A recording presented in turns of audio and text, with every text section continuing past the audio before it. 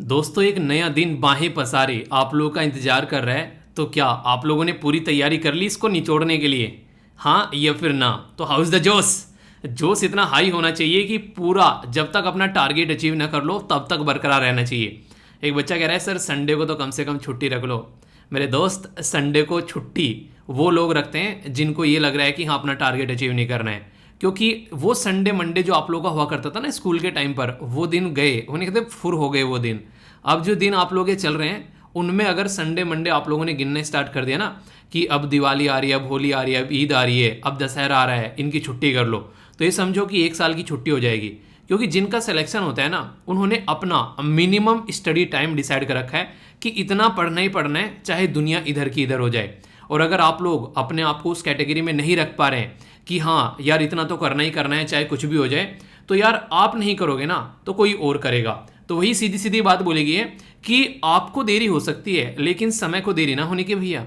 समय अपने समय पर सारे काम करेगा। आप लोग अगर उसके साथ में चल सकते हैं तो चल लो, और नहीं चल सकते हो तो tata bye bye, see you next year. अगर उस कैटेगरी में आप लोगों को जाना है तो फिर करो। संडे की क्या, मंडे की भी कर लो, ट्यूसडे की भी कर लो। और करने क्या है, वीक में 3 दिन पढ़ लो ना यार, क्या जरूरी है पूरे वीक पढ़ना? और किसने कह रखा आप लोगों को पढ़ने के लिए? कोई बैठा आप लोगों के ऊपर पढ़ाने के लिए कि पढ़ना है? अरे मत करो यार, किसने बोला है करने के लिए चीज़ें? कुछ तो शर्म करो मेरे दोस्त। ऐसी बातें लिखने से पहले एक बार सोचो तो सही कि आप लोगों के पास में टाइम कितना है। और उसमें से 4 संडे निकाल दो, 4 दिन वैसे ही गायब हो गए आप लोगों की ज़िंदगी में से। उसको कम से कम अपना रिवीजन डे बना लो। रिवीजन डे नहीं, एटलीस्ट कम से कम 4 या 5 घंटे तो पढ़ने के रखो। कोई भी दिन आप लोगों का ऐसा नहीं होना चाहिए जिसमें आप लोगों ने पढ़ाई ना की हो। फिर से वही बोलूँगा, सिलेक्शन उन्हीं का होता है जिसके लिए दिन सारे बराबर होते हैं। वो छुट्टी वो हुआ करती थी संडे सैटरडे यार, वो पुराने दिन, बच्चे थे उस टाइम पर। अब बच्चे रहे हो क्या? एडमिनिस्ट्रेशन लेने जा रहे हो एक देश का हाथ में यार, एक डिस्ट्रिक्ट संभालोगे, लाखों लोग हो गए उस पर्टिकुलर डिस्ट्रिक्ट के अंदर में। तो ये इस तरीके की हरकतें आप लोगों को वहाँ पर शोभा देंगी। तो इसलिए कहता हूँ कि ज़िंदगी में हमेशा अपना टारगेट रखो, और वो दिन के ऊपर डिसाइड नहीं होना चाहिए कि हाँ संडे को करेंगे, मंडे को करेंगे, ट्यूसडे को करेंगे और वेडनेसडे को नहीं करेंगे। ऐसा बिल्कुल भी नहीं होना चाहिए, ठीक है? तो सबसे पहले तो ये बताओ कौन कौन एग्जैक्टली सही टाइम पर पहुंचा है और वो भी पानी पी कर आया है, और कौन कौन ऐसा है जो एक्सरसाइज भी कंप्लीट करके रहा है। ये जो वीडियो स्टार्टिंग में आप लोगों को दिखाई है ना, उसका बेसिक पर्पस दिखाने का ये था क्योंकि उस वीडियो में आप लोगों को देखने को मिलेगा एक जो कुत्ता है वो दूसरे कुत्ते को देखकर एक्सरसाइज करने की कोशिश कर रहा है। यानी कि वो एक तरीके से अपने आप को एक डिसिप्लिन में लाने की कोशिश कर रहा है। मेरा बेसिक पर्पज आप लोगों को समझाने का ये है, जब एक जानवर को ट्रेन कर कर हम लोग एक डिसिप्लिन में ला सकते हैं। यार हम तो आंसर, हम तो इंसान है ना, हम तो जानवरों को ट्रेन कर रहे हैं, तो क्या हम अपने आप को ट्रेन नहीं कर सकते? आप लोग अपने आप को ट्रेन नहीं कर सकते कि डेली 5 बजे उठना है? 5 बजे उठने के बाद में आप लोग को एक्सरसाइज करनी है, उसके बाद में आप लोग अपना पूरा जो भी काम करना है फ्रेश फ्रेश सब चीज़ें करके फिर एग्जैक्ट 6 बजे आप लोगों को जो है ये वीडियो देखने स्टार्ट आज कर देना है। ये चीज़ें सोचो 1 मिनट के लिए। और ये अभी मैं क्यों फोर्स कर रहा हूँ, क्योंकि अक्टूबर का महीना हो चुका है आप लोगों का स्टार्ट, और उसमें 3 तारीख हो चुकी है आज। ये अक्टूबर का महीना जैसे जैसे आगे बढ़ेगा सर्दियाँ आनी स्टार्ट हो जाएगी। और अगर अब आप लोगों ने अपनी आदत नहीं बनाई तो सर्दियों में तो अच्छे अच्छे इंसानों की, उन्हें कहते हैं कि पेच ढीले हो जाते हैं सही टाइम पर उठने में और एक्सरसाइज करने में। अगर अभी आदत बना ली आप लोगों ने 10-20 दिन के अंदर अंदर, तो उस टाइम पर आप लोगों को बहुत फायदा होने वाला है। और जिनको सर्दियों में रजाई में मस्त नींद आती है उनको तो और भी ज़्यादा दिक्कत होने वाली है। तो अगर आप लोगों को लग रहा है कि अभी आप लोग इसको टाल दोगे, तो जितना चीज़ों को टालोगे उतना ही ज़िंदगी में आप लोग अपने आप के लिए प्रॉब्लम खड़ी कर दोगे, और वो हर चीज़ के लिए है। एक भी मैंने एक क्वेश्चन आप लोगों से पूछा था कि कितने ऐसे असली फैमिली मेंबर हैं जिसने कुछ सीखा है पिछले महीने से, तो बहुत शानदार शानदार रिप्लाई किए। कईयों ने तो बहुत ही अच्छे से कई सारी बातें बताई, जो मुझे कई सारी बहुत सारी अच्छी चीज़ें लगी जो आप लोगों ने यहाँ पर एक्सप्लेन करी। उसमें कई सारे ऐसे हैं जिन्होंने अपनी बॉडी के ऊपर काम किया है। मैं ये नहीं कह रहा था आप लोगों की, आप लोगों को एग्जाम में ही बताना है आप लोगों ने क्या बेसिकली अचीव किया है, बॉडी के ऊपर भी काम किया है। एक तो बच्चा ऐसा था जिसने बोला सर मैंने मीठा खाना कम कर दिया है। ये समझ रहे हो आप लोग यहाँ पर, ये भी एक तरीके का अचीवमेंट है। बहुत सारे लोग ऐसे होते हैं मेरे जैसे भी जिनको मीठा खाना काफ़ी पसंद होता है। और आप लोगों को बता दूं, मैंने इसके ऊपर एक थोड़ा सा सर्च किया था, थोड़ा सा स्टडी की थी मैंने इसके ऊपर। एक इंसान को पूरे दिन में 24 से लेके, आप लोग याद रखिएगा इसको, 24 ग्राम से लेके 36 ग्राम तक आप लोग शुगर ले सकते हो, ठीक है? एक जो एडल्ट होता है, यानी कि एक तरीके से जो आप लोग जिस एज है आप लोग की, तो उसमें आप लोग लगभग आप लोग कितना ले सकते हो, लगभग आप लोग 36 ग्राम, उससे ज़्यादा आप लोगों को शुगर नहीं लेनी है डेली, वरना वो बॉडी में आप लोगों के प्रॉब्लम क्रिएट करेगी। नेचुरल शुगर ले सकते हो, फल फ्रूट्स आप लोग खाओ जितना खाना है, पानी भरपूर आप लोगों को पीना चाहिए। वो सारी चीज़ें आप लोगों की लाइफ का पार्ट होनी चाहिए, ठीक है? तो ये थी कुछ बातें। आई होप कि आप लोग ज़िंदगी में इन चीज़ों को इंप्लीमेंट कर कर आगे बढ़ोगे, और इसीलिए कह रहा हूँ कि जैसे जैसे सर्दी आएगी वैसे वैसे आप लोग अपनी चीज़ों को अच्छे से इंजॉय करना स्टार्ट कर देना, क्योंकि अभी आदत बना लो यार, ठीक है। एग्जाम पास में आएगा, कंफर्टेबल फील करोगे। बहुतों ने तो अपना ऑप्शनल का सिलेबस खत्म कर डाला, समझ रहे हैं आप लोग, जो ये जिनको लग रहा है ना कि अभी इंजॉय करने का टाइम है। अभी भाई साहब ये तो महीना बहुत ही शानदार होता है, इसमें तो दुनिया भर के त्यौहार होते हैं, लगे रहो, पता भी नहीं चलेगा कब निकल जाएगा पूरा का पूरा महीना। अपने थोड़ा सा टाइम निकाल कर पढ़ाई जरूर करते रहो, भले ही 4-5 घंटे करो, पर लेकिन कोई भी दिन ऐसा नहीं जाना चाहिए कि आज पढ़ाई नहीं की है। और जिस दिन ऐसा गया तो भाई साहब सोचो कि इसका इलाज कैसे करना है। और जिसने टारगेट रखा था कि हाँ ये टारगेट अचीव करना है, तो बताओ किस किस ने टारगेट अचीव कर लिया। जिसने टारगेट अचीव कर लिया है वो डन लिखना, और जिसने टारगेट अचीव नहीं किया है वो सॉरी लिखना, और उसके ऊपर काम करना स्टार्ट कर देना जरूरी है। नहीं करोगे तो फिर वही बोलूंगा कोई और करके जाएगा। खुद देख लो, आदि पुरुष का अभी यहाँ पर टीजर निकल कर आया है।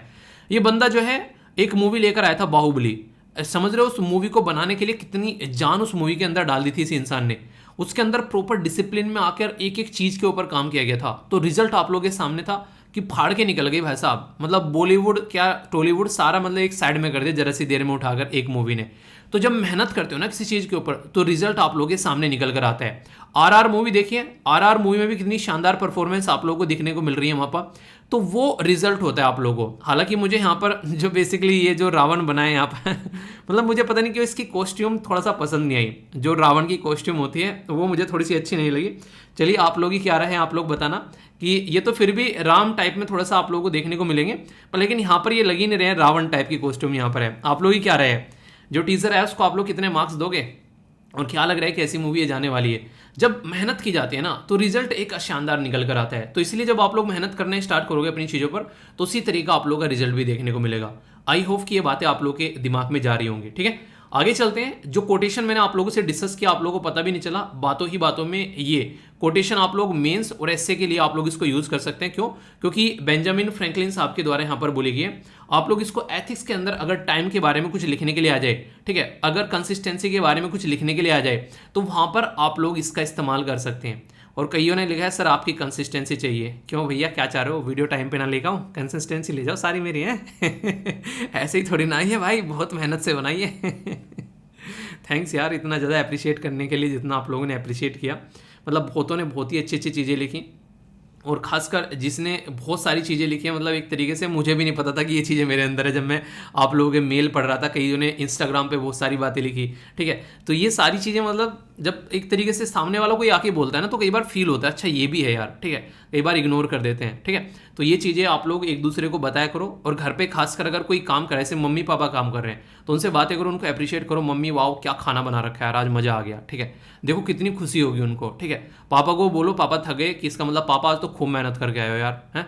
तो बातें तो करो उनसे, आप लोग देखो कितना मजा आएगा, ठीक है। तो ये कुछ बातें हैं। बाकी ये है इंपॉर्टेंट पर्सनैलिटी, पहचानो कौन, ये मैं आप लोगों से डिस्कस भी किया था इनके बारे में।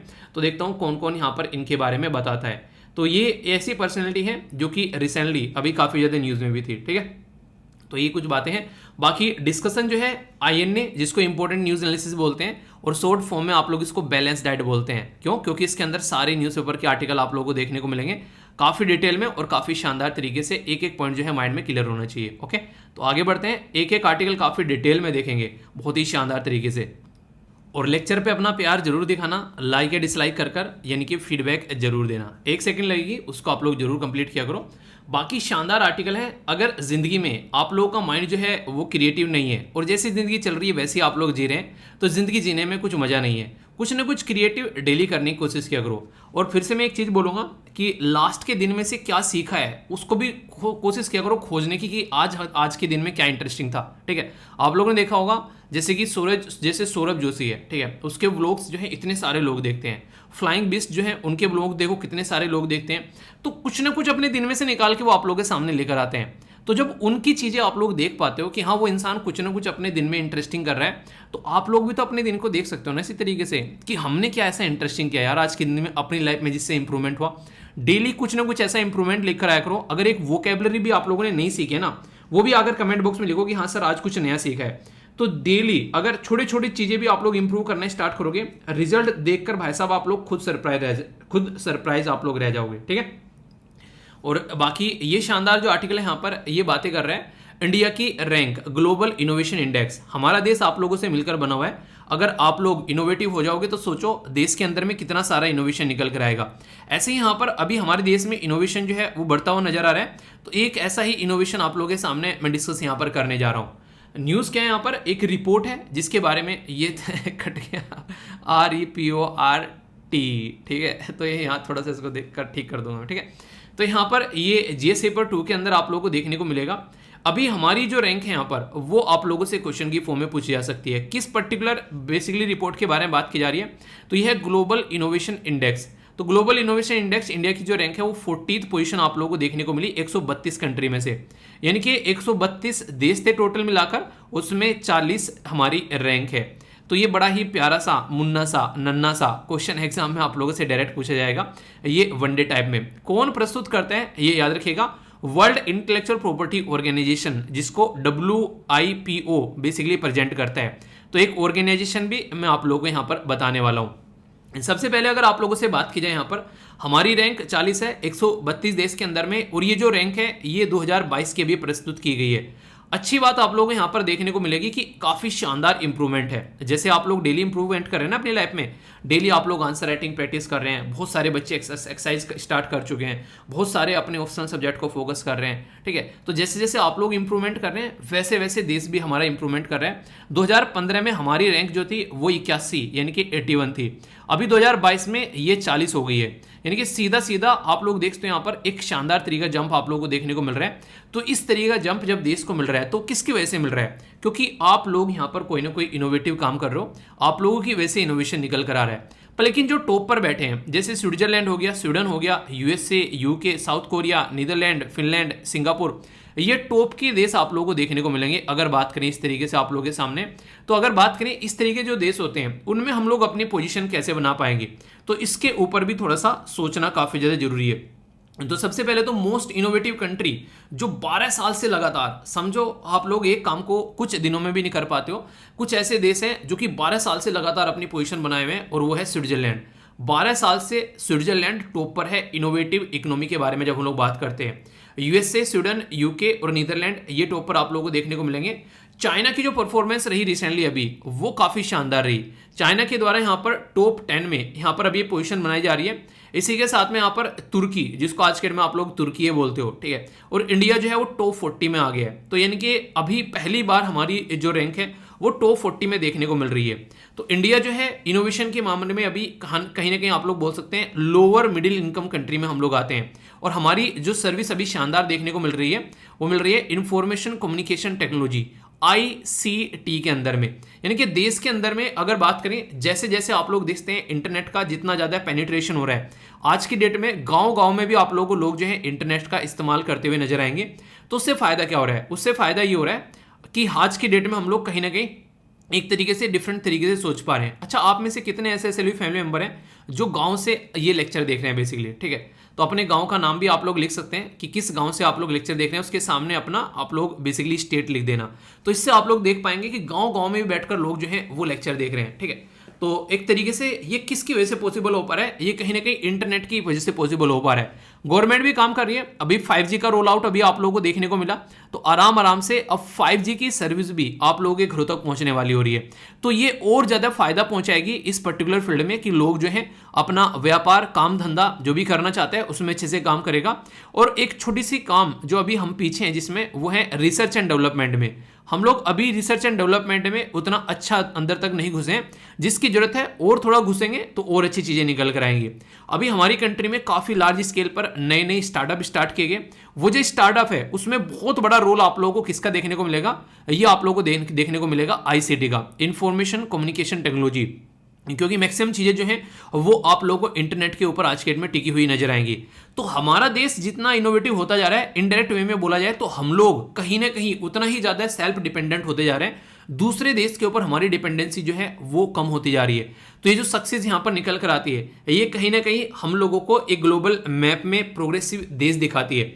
तो यहाँ पर इसी के चलते यहाँ पर जो इंटरनेशनल जो टेलीकम्युनिकेशन यूनियन है, वर्ल्ड जो यहाँ पर बैंक है और इसी के साथ में वर्ल्ड इकोनॉमिक फोरम है, ये भी यहाँ पर कई सारे डेटा इकट्ठे करते हैं इन सब चीज़ों से रिलेटेड। और कहीं ना कहीं आज के डेट में आप लोग बात करें तो हमारे देश में भी गवर्नमेंट ने भी यहाँ पर इस फील्ड में काम करना स्टार्ट किया है।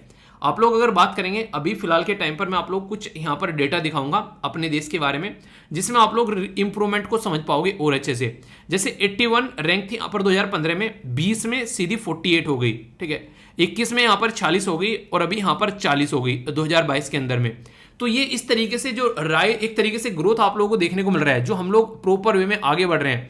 तो आप लोग भी अपनी जिंदगी में कुछ ऐसी चीजें देखा करो कि जैसे मान लीजिए आज की डेट में आप लोगों ने कोई काम किया है, आज के डेट में आप लोग 5 घंटे पढ़ाई करी है, अगले दिन जो है 5 घंटे भले ही 5 मिनट आप लोगों को पढ़ाई करनी है, पर लेकिन अगले दिन जो है पहले दिन से बेहतर होना है आप लोगों का। ये छोटी सी चीज अगर आप लोगों ने करनी स्टार्ट कर दी तो आप लोगों का भी जो ग्रोथ है वो ऐसे एक्सपोनेंशियल जाने वाला है। तो ये ग्रोथ आप लोगों को समझना पड़ेगा, और ये ग्रोथ जिस दिन आप लोगों ने इस तरीके से एक्सपोनेंशियल अपना करना स्टार्ट कर दिया, आप लोग जिंदगी में रियलिटी में जो अचीवमेंट होगा उसको किसी चीज के साथ में कंपेयर नहीं कर सकते, ठीक है। तो याद रखना यहाँ पर जो ये अभी यहाँ पर रैंकिंग निकल कर आई है, इसकी एक थीम भी है यहाँ पर। ये थीम आप लोग समझ सकते हैं, बोला जा रहा है कि what is the future of innovation driven growth, यानी कि एक तरीके से इनोवेशन तभी फायदा है अगर उससे कुछ ग्रोथ भी निकल कर आए देश के अंदर में, इकोनॉमी के अंदर में, तो उसके ऊपर फोकस यहाँ पर किया जा रहा है।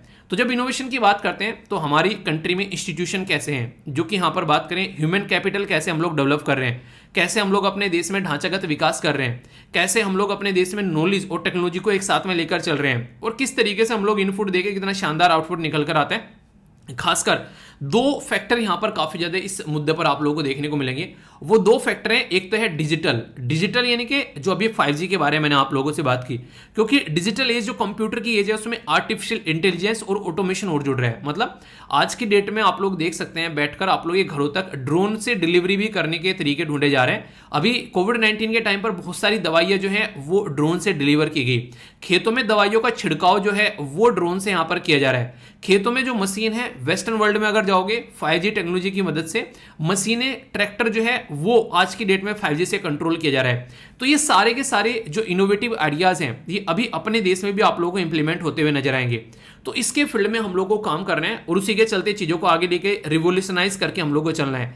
हेल्थ, फूड, इन्वायरमेंट और आज के डेट में मोबिलिटी, ये ऐसी चीजें हैं जहां पर काफी बड़ा रोल प्ले कर सकते हैं। आप लोगों ने देखा होगा, काफी बार आप लोगों ने देखा होगा, कई बार आप लोग जिससे बोलता हूं, अगर कोई इंसान बीमार है तो प्रोक्टो ऐप जो है वो इस्तेमाल करता है, ऑनलाइन जाकर किसी भी डॉक्टर से जो है वो सलाह यहां पर ले सकते हैं। फूड के बारे में बात करें तो स्विगी, जोमेटो, ये सारे ऐप आप लोगों के माइंड में आप लोगों को यहां पर देखने को मिलते हैं। तो इसी के साथ में कहीं पर आप लोगों को जाना है तो ओला, उबर, ये इस तरीके के आप लोगों को यहां पर ऐप आप लोगों को देखने को मिलेंगे। यानी कि कहीं ना कहीं हर एक लेवल पर आप लोग जो है आज की डेट में इंटरनेट का इस्तेमाल करते हुए नजर आते हैं। और तो सारी चीजें दूर हो गई, स्टडी यानी कि पढ़ाई में भी आप लोगों को देखने को मिलेगा काफी शानदार तरीके से आप लोग इसका इस्तेमाल करते हुए नजर आते हैं। इतना आसान चीजों को कर दिया है, आज से पहले कभी नहीं था इंटरनेट ने। एक बच्चे के द्वारा क्वेश्चन पूछा गया, उसका आंसर मैं देना चाहूंगा। उसने पूछा कि सर क्या आज भी दिल्ली जाकर या फिर ऐसी जगह सिटी में जाकर आज की डेट में कोचिंग लेना जरूरी है कि हाँ, या फिर हम लोग कुछ ऐसे ही अपना घर से काम कर सकते हैं। देखिए यार, स्टडी ना आज के डेट में आप लोग कहीं पर भी बैठ के कर सकते हो, ठीक है। अगर आप लोग देखोगे एक पर्टिकुलर 2021 का एक रैंक होल्डर है जो कि 11वीं रैंक आई है बंदे की, ठीक है। बंदे ने जो है कुछ नहीं किया, अपना घर से बैठकर पूरी स्टडी की है, 11वीं रैंक लेके आया बंदा, ठीक है। तो आप लोग खुद देख सकते हैं, अगर आप लोग के घर में माहौल है, अगर आप लोग के घर में ऐसा माहौल है कि आप लोग को एक रूम मिल जाता है और वहां पर कोई डिस्टर्ब नहीं करता है और प्रॉपर वे में आप लोग अपनी स्टडी कर पाते हैं, तो बहुत ही अच्छा है। अगर थोड़ा सा और आप लोगों को इससे अगर नहीं लग रहा है कि माहौल नहीं बन पा रहा है, तो कोई भी आसपास में एक लाइब्रेरी देख लो आप लोग, वहां पर लाइब्रेरी में जाकर बैठना स्टार्ट कर दो। उससे बेस्ट कुछ नहीं है। आसपास में लोग सब पढ़ते हुए आप लोगों को नजर आएंगे, आप लोगों की जिंदगी में भी एक डिसिप्लिन बन जाएगा। घर से निकलकर डेली ज्यादा डिस्टेंस पर मत लेना, आसपास में होनी चाहिए, आराम से आप लोग ये काम कर सकते हो। वरना घर पे भी जिसके अंदर ललक होती है यार, उसको तो जगह समझ में नहीं आती है, उसको तो बस बैठा दो कहीं पर और पढ़ना है बस उसको, वो वाले जोन में आ जाओगे तो फिर तो कोई बात ही नहीं है। ये मैं क्यों बोल रहा हूँ, आज की डेट में भी लोग ये सोचते हैं कि बाहर जाकर पढ़ाई करना जरूरी है, घर से आप लोग ये काम नहीं कर सकते हैं।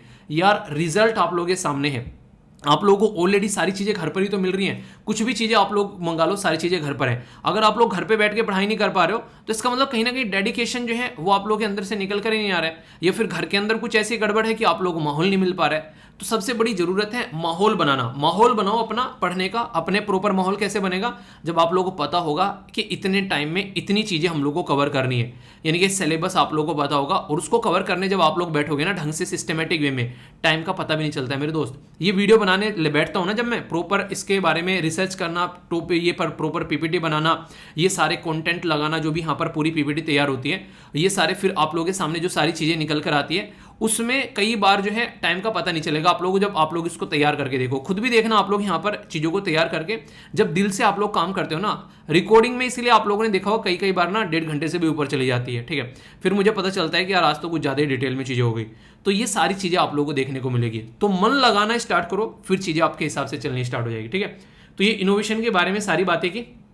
बाकी यहां पर अगर बात करें तो एक इंपॉर्टेंट ऑर्गेनाइजेशन जिसको बोलते हैं वर्ल्ड इंटेलेक्चुअल प्रॉपर्टी ऑर्गेनाइजेशन, नाम से समझ में आ रहा है कि वर्ल्ड में जो भी इंटेलेक्चुअल प्रॉपर्टी होती है, यानी कि किसी इंसान की इंटेलेक्ट, यानी कि जैसे मैंने कुछ क्रिएट किया है तो मेरी बुद्धि में से निकलकर वो चीज आई है, तो वो मेरी प्रॉपर्टी है, और मेरी प्रॉपर्टी में मेरा हक है। कोई इसको कॉपी करेगा, कुछ करेगा, तो फिर उसके खिलाफ मैं एक्शन ले सकता हूं। तो ये यहां पर उन चीजों को रोकता है कि किसी का माल जो है वो डुप्लीकेट ना किया जा सके, किसी के द्वारा जो इनोवेशन किया गया है उसको कोई चुरा ना सके। तो उसको ध्यान रखने के लिए WIPO यहां पर ये इनोवेशन को लेकर आती है। इसका ये रैंक आप लोगों को देखने को मिलेगी। ये one of the oldest organisation है UN की, और यहां पर जो बनाया गया था ये 14 जुलाई 1967 को बनाया गया था, और ये क्रिएटिविटी को सपोर्ट करती है। आज की डेट में बहुत कम लोग हैं जो क्रिएटिविटी के ऊपर फोकस करते हैं। मैक्सिमम लोगों को आप लोगों को एक फंडा देखने को मिलेगा कि ये कौन कर रहा है, ये क्या कर रहा है, वो क्या कर रहा है, दो चार को देखा, मुंह मारा और आगे चल दिए। अगर आप लोग जो है, देखिए ये देखना गलत नहीं है, पर लेकिन बिल्कुल हूबहू ऐसी चीजें कर देना, वो फिर आप लोगों को उसके हिसाब से करना कर रहे हैं एक तरीके से। आप लोग मतलब एक टॉपर ने बताया ये कर लो, दूसरे ने बताया ये कर लो, वो टॉपर अपनी बता रहे हैं, आप लोग देखो उसमें आप लोग कहां पर सेट हो रहे हो, और फिर अपने हिसाब से लेकर चलो। क्योंकि टॉपर का पढ़ने का बैकग्राउंड अलग है यार, टॉपर ने अपनी जिंदगी अलग तरीके से एंजॉय करी है, आप लोग की सारी चीजें अलग है, उसको कैसे आप लोग कंप्लीटली अपनी जिंदगी में इंप्लीमेंट कर सकते हो सकता है सामने वाला बंदा BA का हो, आप लोग जो है इंजीनियरिंग बैकग्राउंड के हो सकता है सामने वाला मेडिकल का हो, तो उसकी चीजें उसके हिसाब से मत चलो, सबको सुनो और करो अपने हिसाब से आप लोगों की जिंदगी में क्या फिट बैठता है। मुझे दाल रोटी खाना बड़ा पसंद है मुझे, ठीक है। आप लोग इस तरीके से देखिए, कोई इंसान जो है कुछ और खिलाने लगे मुझे कि बर्गर खा लो, पिज्जा खा लो, नहीं पचेगा यार मुझसे, मुझे मतलब मेरे कहने के मेरा पैर ही नहीं पड़ना है, ठीक है। वो वाली चीज देखने को मिलेगी। तो हर एक इंसान का नेचर होता है, तो अपना नेचर समझो, उसके हिसाब से काम करो, ठीक है। करंटली यहाँ पर 26 इंटरनेशनल ट्रीटीज आप लोगों को देखने को मिलेगी, जिसमें ये यहाँ पर इनोवेशन के बारे में बात करते हैं। जनेवा स्विट्जरलैंड में इसका हेडक्वार्टर देखने को मिलेगा। एवरी ईयर एक डे भी हम लोग सेलिब्रेट करते हैं 26 अप्रैल को, ठीक है। तो यहाँ पर दो एक तरीके से जो डे है यहाँ पर ये 26 अप्रैल, इसको आप लोग कनेक्ट करके देख सकते हैं कि 24 अप्रैल जो होता है वो हमारा क्या हो गया, वो पंचायती राज डे हो गया। उसके 2 दिन बाद में हम काफी सारे इनोवेशन करते हैं अपने देश में, तभी हम लोग चीजों को अच्छे से लेकर चलते हैं। मतलब मुझे इस तरीके से याद किया था मैंने, ठीक है। 193 टोटल मेंबर हैं, और बाकी एक्टिविटीज ये हैं कि कैसे कैसे चीजों को इंटरनेशनल लेवल पर जो पॉलिसीज हैं, रूल है, उसको बनाना है। लड़ाई किसी की हो गई है अपनी अपनी चीजों को लेकर, उनको कैसे छुड़ाना है, ठीक है। तो वो वाली चीजें आप लोगों को देखने को मिलेगी, ओके। इसी के साथ में यहाँ पर कई सारे इनिशिएटिव हमारे देश में जो लिए गए हैं, तो डिजिटल इंडिया के हमारे इनिशिएटिव है, नेशनल एजुकेशन पॉलिसी में शानदार परफॉर्मेंस, अटल टिंकरिंग लैब हो गई, स्ट्रक्चरल रिफॉर्म हो गए IPR में। तो हमारे देश में ऐसा नहीं कि हम लोगों ने कुछ किया ही नहीं है। UPI जो है आज की डेट में one of the biggest platform हो गया है डिजिटल ट्रांजेक्शन का। अगर आप लोग बात करोगे, हमारी कंट्री में नेशनल एजुकेशन पॉलिसी जो पहली लेकर आई गई थी वो थी 1968 में। दूसरी कब लाई गई थी आप लोगों को बताना है, तीसरी अभी 2020 में लेकर आई गई है। इसमें सबसे शानदार चीजें आप लोगों को देखने को मिलेगी कि इनोवेशन को काफी अच्छे से यहां पर इंक्लूड करके चला गया है, ताकि बच्चों को रटना न सिखाया जाए, उनको बेसिकली एक तरीके से समझना और उसमें पार्टिसिपेट करना सिखाया जाए। तो ये सारी चीजें जब निकल कर आती हैं तो एक अलग ही माहौल बनाती हैं। तो बेसिक चीजें यहां पर इनके बारे में याद रखेगा। और पेटेंट अभी हमारे देश में काफी अच्छे बढ़ते जा रहे हैं। 46% का ग्रोथ कोई सस्ता ग्रोथ नहीं है, एक अपने आप में काफी बड़ा ग्रोथ है 46%, अगर आप लोग ढंग से इसको काउंट करोगे, ठीक है। तो इस तरीके से आप लोग समझ सकते हो। तो इसके ऊपर एक प्यारा सा क्वेश्चन भी दूंगा मैं आंसर राइटिंग के लिए। और यहाँ पर आंसर राइटिंग जब मैं बोलता हूँ, आप लोग बोल सकते हैं कि इंटरव्यू में भी आप लोगों से क्वेश्चन यहाँ पर पूछा जा सकते हैं।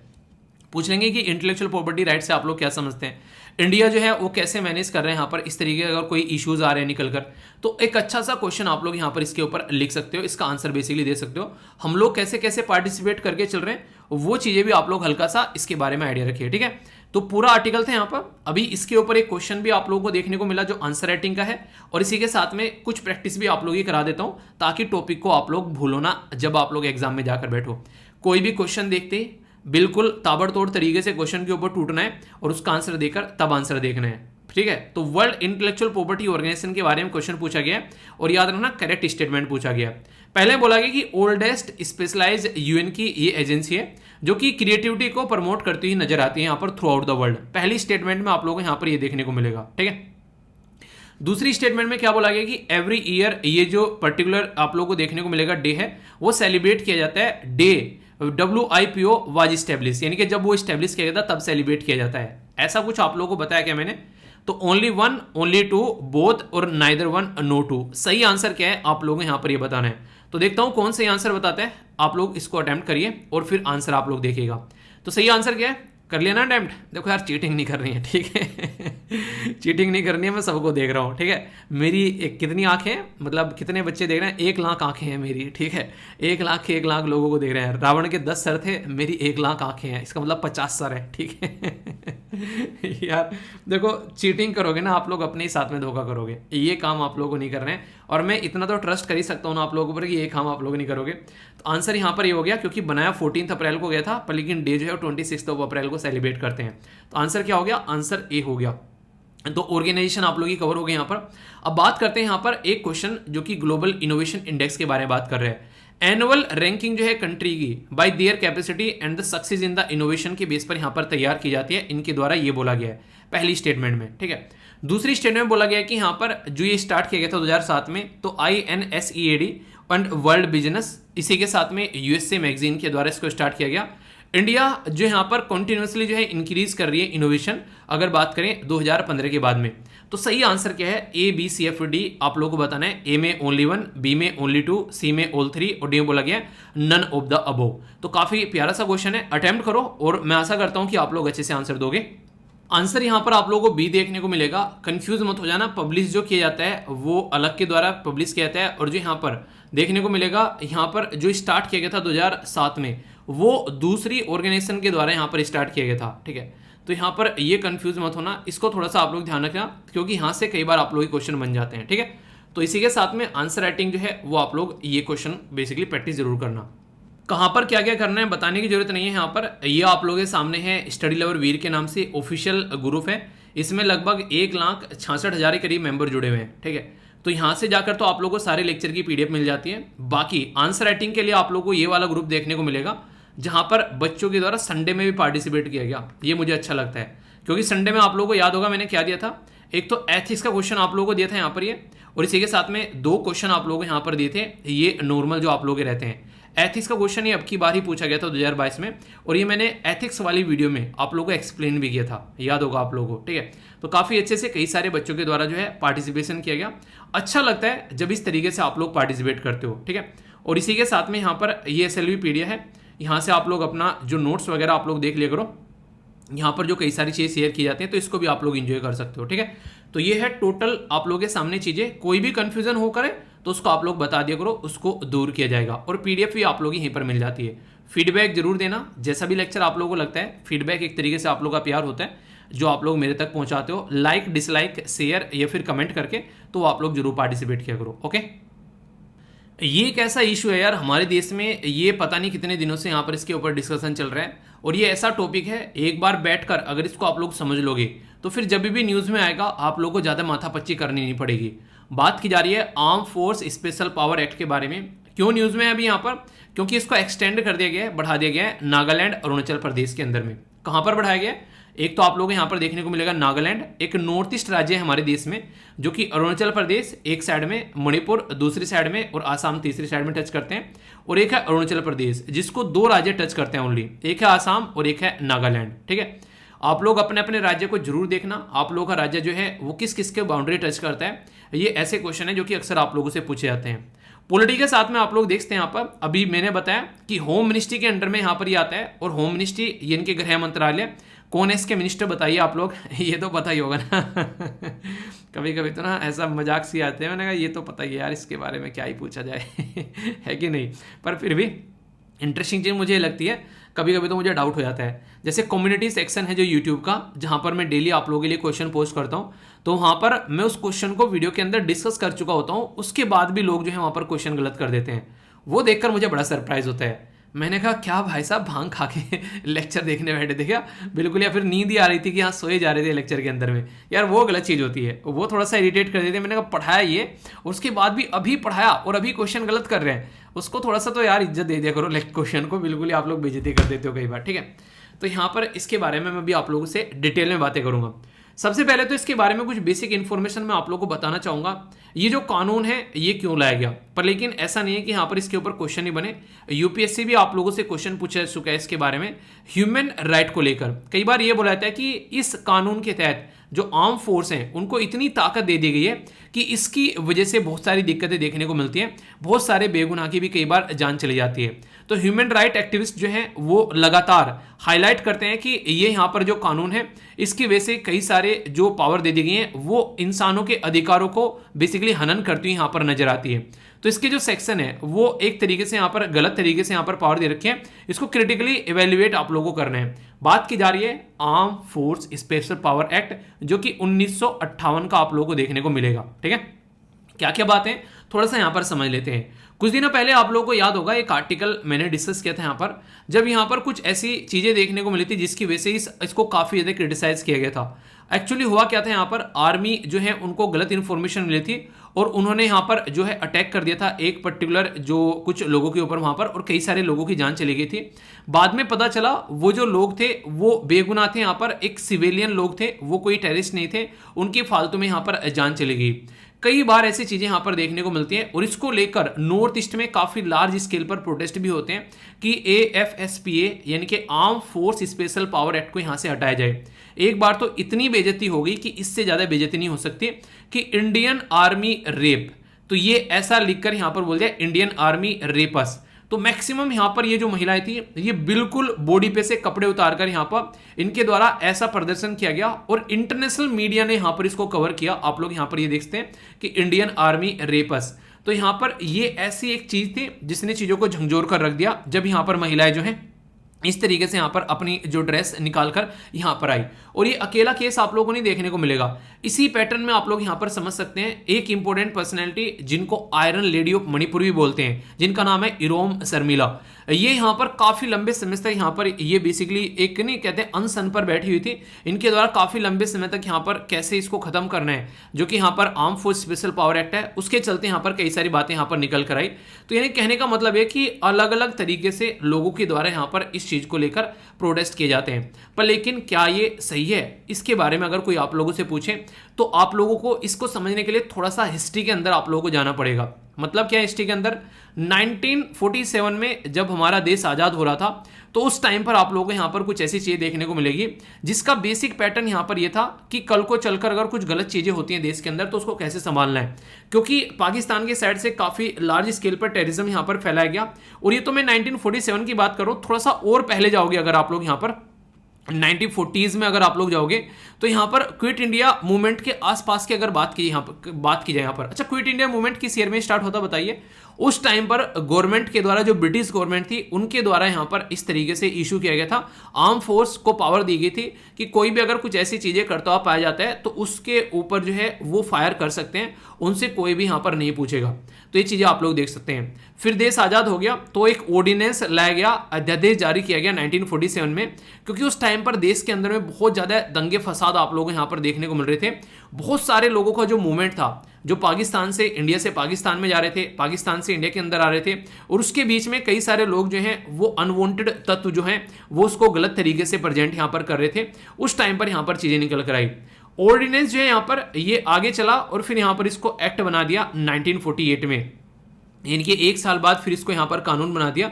और उस टाइम पर जो हमारी कंट्री के होम मिनिस्टर थे आगे चल के 1958 में, जिनका नाम था JB पंत साहब, तो उनके द्वारा काफी बड़ा रोल प्ले किया गया कि आर्म फोर्स को स्पेशल पावर देनी पड़ेगी। यहाँ पर फोकस उस टाइम पर काफी लार्ज स्केल पर नॉर्थ ईस्ट वाला एरिया था हमारे देश का, क्योंकि वहां पर काफी ज्यादा दिक्कतें देखने को मिल रही थी। आप लोगों को पता है यहाँ पर नागा अपराइजिंग के बारे में आप लोगों ने सुना होगा, नागालैंड के अंदर में एक ग्रेटर नागलिज्म बनाने की बात की जाती थी। तो इसी के साथ में आप लोग समझ रहे हैं कि आज की डेट में हमारी कंट्री में कितनी सारी इंसर्जेंसी होती है, बाहर की सीमा से लोग जो है एंट्री करते हैं और बहुत सारी उल्टी सीधी हरकतें यहाँ पर करते हैं देश के अंदर में।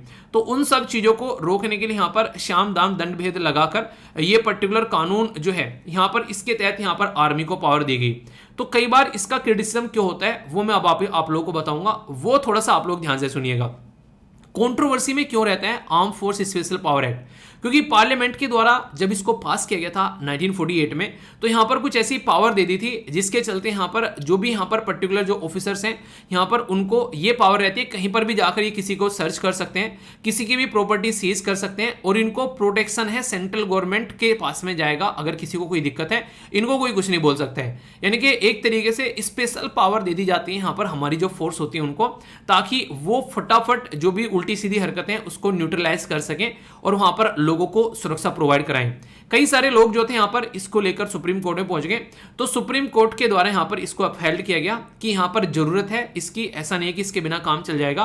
पर फिर भी एक कमेटी बनाई गई थी जिसका नाम था यहाँ पर बीपी जीवन रेड्डी। उन्होंने खुद बताया था कि यहाँ पर इसको रिपील कर देना चाहिए क्योंकि कुछ ऐसे केसेस यहाँ पर निकल कर आ रहे थे सामने।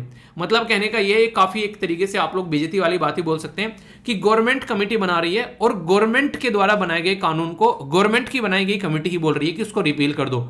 इसका मतलब कुछ ना कुछ तो उसके अंदर कहीं ना कहीं गलत चीजें हो रही थी, क्योंकि कई बार इंसान है, गलतियां इंसान से ही होती है। अगर इंसान ही यहाँ पर कुछ ऐसी चीजें उसके सामने आ रही है और वो यहाँ पर ऐसी चीजें कर रहे हैं तो फिर उसको समझने की बात यहाँ पर निकल कर आती है। ठीक है, इसी के साथ में आप लोग जस्टिस वर्मा कमेटी जो निर्भया केस के बाद में आई थी यहाँ पर 2013 में, उसने भी यहाँ पर इसके ऊपर कमेंट किया था। ठीक है, तो यहाँ पर बात की जा रही थी कि एब्यूज होता है यहाँ पर इसके अंदर में, गलत इस्तेमाल होता है arm force special power act का। तो यहाँ पर सबसे बड़ी बात उन्होंने बोली थी कि इसके अंदर में जो हमारे सोल्जर्स हैं, जो सिपाही हैं, उनको जो इम्यूनिटी मिली होती है कि वो कुछ भी कर सकते हैं कहीं पर भी जाकर, वो इम्यूनिटी जो है वो एंड कर देनी चाहिए। ये खुद यहाँ पर जस्टिस वर्मा साहब के द्वारा बोला गया था कि पावर का कई बार गलत इस्तेमाल हो जाता है अगर उसको ढंग से ध्यान से नहीं देखा जाएगा। सुप्रीम कोर्ट के द्वारा यहाँ पर जो कमेटी अपॉइंट की गई तो उनके द्वारा बोला गया कि मणिपुर के अंदर भी कई सारे ऐसे अब्यूज के केसेस यहाँ पर देखने को मिलते हैं, तो इसके ऊपर थोड़ा सा काम करना चाहिए। आप लोग ये समझ सकते हैं कि देखो यार, सारी चीजें सही हैं अपनी जगह, सिक्योरिटी भी जरूरी है, पर लेकिन अगर पावर मिल जाए और फिर पावर का गलत इस्तेमाल हो तो वो भी गलत है। तो आप लोगों ने डायलॉग सुना होगा मैं हमेशा, the great power comes with great responsibility. यानी कि अगर आप लोगों को पावर दी गई है तो आप लोगों को रेस्पॉन्सिबल बिहेवियर भी दिखाना पड़ेगा। आप लोग खुद देख लो, जैसे जैसे अब आप लोग बड़े होते जा रहे हो, कई सारे आपने घर में नोटिस किया होगा कि मम्मी पापा जैसे पहले आप लोगों को ट्रीट किया करते थे वो वाला ट्रीटमेंट नहीं मिलता, अब आप लोगों को थोड़ी सी रेस्पेक्ट मिलने लगी है। ठीक है, तो वो रेस्पेक्ट क्यों मिल रही है? क्योंकि उनको भी लग रहा है कि बच्चा जो है वो समझदार होता जा रहा है। जितने ज्यादा उनको आप लोगों को समझदारी के लक्षण उनको नजर आते रहेंगे, उतना ही ज्यादा घर वाले जो है वो आप लोगों से बातें भी डिस्कस करना स्टार्ट करेंगे और रेस्पॉन्सिबल तरीके से आप लोगों को ट्रीटमेंट देना स्टार्ट करेंगे। और जितने ज्यादा नटखट तरीके की हरकतें आप लोग करते हुए नजर आओगे, उतना ही ज्यादा आप लोगों को जो है घर में भी इग्नोर किया जाएगा। तो ये चीजें आप लोग अपनी जिंदगी में भी देख सकते हैं। तो यहां से पैटर्न आप लोग समझिए। इसीलिए मैं आप लोगों को बोलता हूं, जब ओनली मॉर्निंग में टाइम पर आप लोग उठ जाते हैं ना और एक्सरसाइज करते हैं और अपनी पढ़ाई करते हैं, ये भी पेरेंट्स के लिए एक मोटिवेशन का सोर्स बन जाता है कि हाँ, बच्चा जो है वो मेहनत कर रहा है। तो छोटी छोटी खुशियां आप लोग उनको दे सकते हो। अब यहां पर जैसे बोल रहे हैं इसको बार बार रिपील करो, तो उसके पीछे क्या है? उसके पीछे कई सारे आप लोगों को यहां पर फंडामेंटल राइट देखने को मिलेंगे। जैसे सबसे पहले तो यहां पर बात की जाती है आर्टिकल 21 के बारे में, राइट टू लाइफ के बारे में बात की जाती है, freedom of speech and expression के बारे में यहां पर बात की जाती है। तो ये जो आर्टिकल है यहां पर 19 और खासकर 21, ये दो काफी बार न्यूज में आते हैं जब कोई ऐसा इश्यू देखने को मिलता है। तो यहां पर ये बोलते हैं कि इंसानों को जिंदा रहने का भी अब अधिकार नहीं है। कई बार कई सारे लोगों की डेथ हो जाती है, तो उसकी रेस्पॉन्सिबिलिटी किसकी है ये तो बता दो। आप लोगों ने तो बोल दिया कि सिक्योरिटी प्रोवाइड करानी है, पर लेकिन सिक्योरिटी के साथ में एक रेस्पॉन्सिबल बिहेवियर भी तो यहां पर होना चाहिए, वो तो देखने को मिल नहीं रहा है। उसके बारे में कौन बात करेगा? तो इसी के चलते सेंट्रल गवर्नमेंट के द्वारा बोला गया था कि हाँ, इसको डाइल्यूट करेंगे, इसको हटाएंगे। पर लेकिन अभी जब यहाँ पर फिर से बात आती है कि फिर से बढ़ा दिया है, तो फिर लोग बार बार इसके बारे में बातें करने लगते हैं। अभी मैं आप लोगों से पूछूं कि करंटली किस किस राज्य में यहाँ पर ये एप्लीकेबल है arm force special power act, तो याद रखिएगा आसाम, नागालैंड, मणिपुर और अरुणाचल प्रदेश। ठीक है, तो आसाम हो गया, ठीक है, इसी के साथ में नागालैंड हो गया, मणिपुर हो गया और अरुणाचल प्रदेश में आप लोगों को देखने को मिलेगा। ये 4 राज्य हैं। कई सारे एरिया में आप लोगों को ये पार्शली भी लगा हुआ रहता है, ऐसा नहीं कि कंप्लीटली ही लगना है, तो पार्शली भी आप लोगों को यहाँ पर देखने को मिल जाता है। ठीक है, तो ये इसके बारे में क्वेश्चन हो गया। एक और क्वेश्चन है वैसे यहाँ पर, अगर आप लोग बात करें arm force special power act के बारे में एक और क्वेश्चन आप लोगों के सामने, इसको भी आप लोग अटेम्प्ट कर सकते हैं कि arm force special power act जो है वो एक तरीके से इंस्ट्रूमेंट बन चुका है ऑफ स्टेट ऑपरेशन, ठीक है। तो यानी कि सप्रेस करने का, उत्पीड़न का एक यहाँ पर ये टूल बन चुका है जो कि ह्यूमन राइट वोलेशन करता है। तो ये स्टेटमेंट को क्रिटिकली एग्जामाइन आप लोगों को करना है हमारी कंट्री को ध्यान में रखते हुए। तो ये पूरा एक क्वेश्चन था आप लोगों से, और ये ऐसी चीज़ें जो बार बार पूछी जाती हैं। यहाँ पर जब आप लोग आंसर लिखा करो तो यहाँ पर ये मेंशन करना मत भूलना कि ऐसे ऐसे इंसिडेंट भी यहाँ पर देश में देखने को मिलते हैं, तो इसके बारे में कैसे बात की जाए। जब गलती हो जाती है तो उसकी रेस्पॉन्सिबिलिटी किसकी है। पावर तो दे दी पर लेकिन रेस्पॉन्सिबिलिटी किसकी है वो भी देखने को मिलेगा।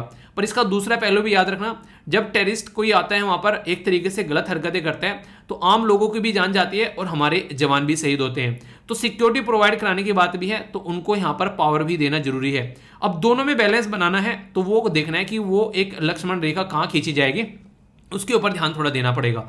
तो ये था पूरा आर्टिकल। कोई भी कंफ्यूजन हो तो बताना, और वरना एंजॉय करके लेक्चर को आगे एंजॉय करते जाना, ठीक है। जहाँ पे भी डाउट वगैरह बता दिया करो यार, डाउट लेकर साथ में नहीं जाना है। अगर यहाँ पर आए और फिर भी डाउट लेकर चले गए तो फिर क्या ही यहाँ पर आए हो, ठीक है।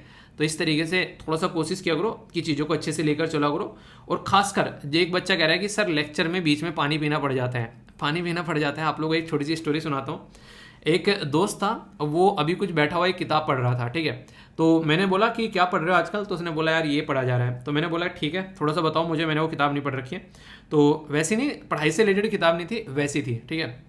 जैसे मैं आप लोगों को बोलता हूँ ना, जैसे आप लोगों को मैंने कई बार बोला कि ऑटोबायोग्राफी पढ़ सकते हो आप लोग, एपीजे अब्दुल कलाम सर की होगी, महात्मा गांधी जी की होगी, या फिर आप लोगों के पास में और भी बहुत सारी book, think and grow rich हो गया, ठीक है, पावर ऑफ सबकॉन्शियस माइंड हो गया। तो ये ऐसी किताबें हैं जो जिंदगी में आप लोगों को थोड़ा सा टाइम निकाल कर पढ़ लेनी चाहिए, ठीक है।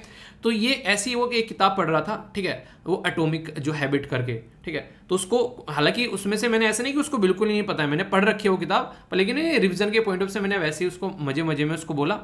तो उसने क्या किया, उसने उसको सुनाना स्टार्ट किया, ठीक है। तो उसने क्या किया, उसने उसको लगभग 1 घंटा मुझे सुनाते सुनाते हो गया उसको।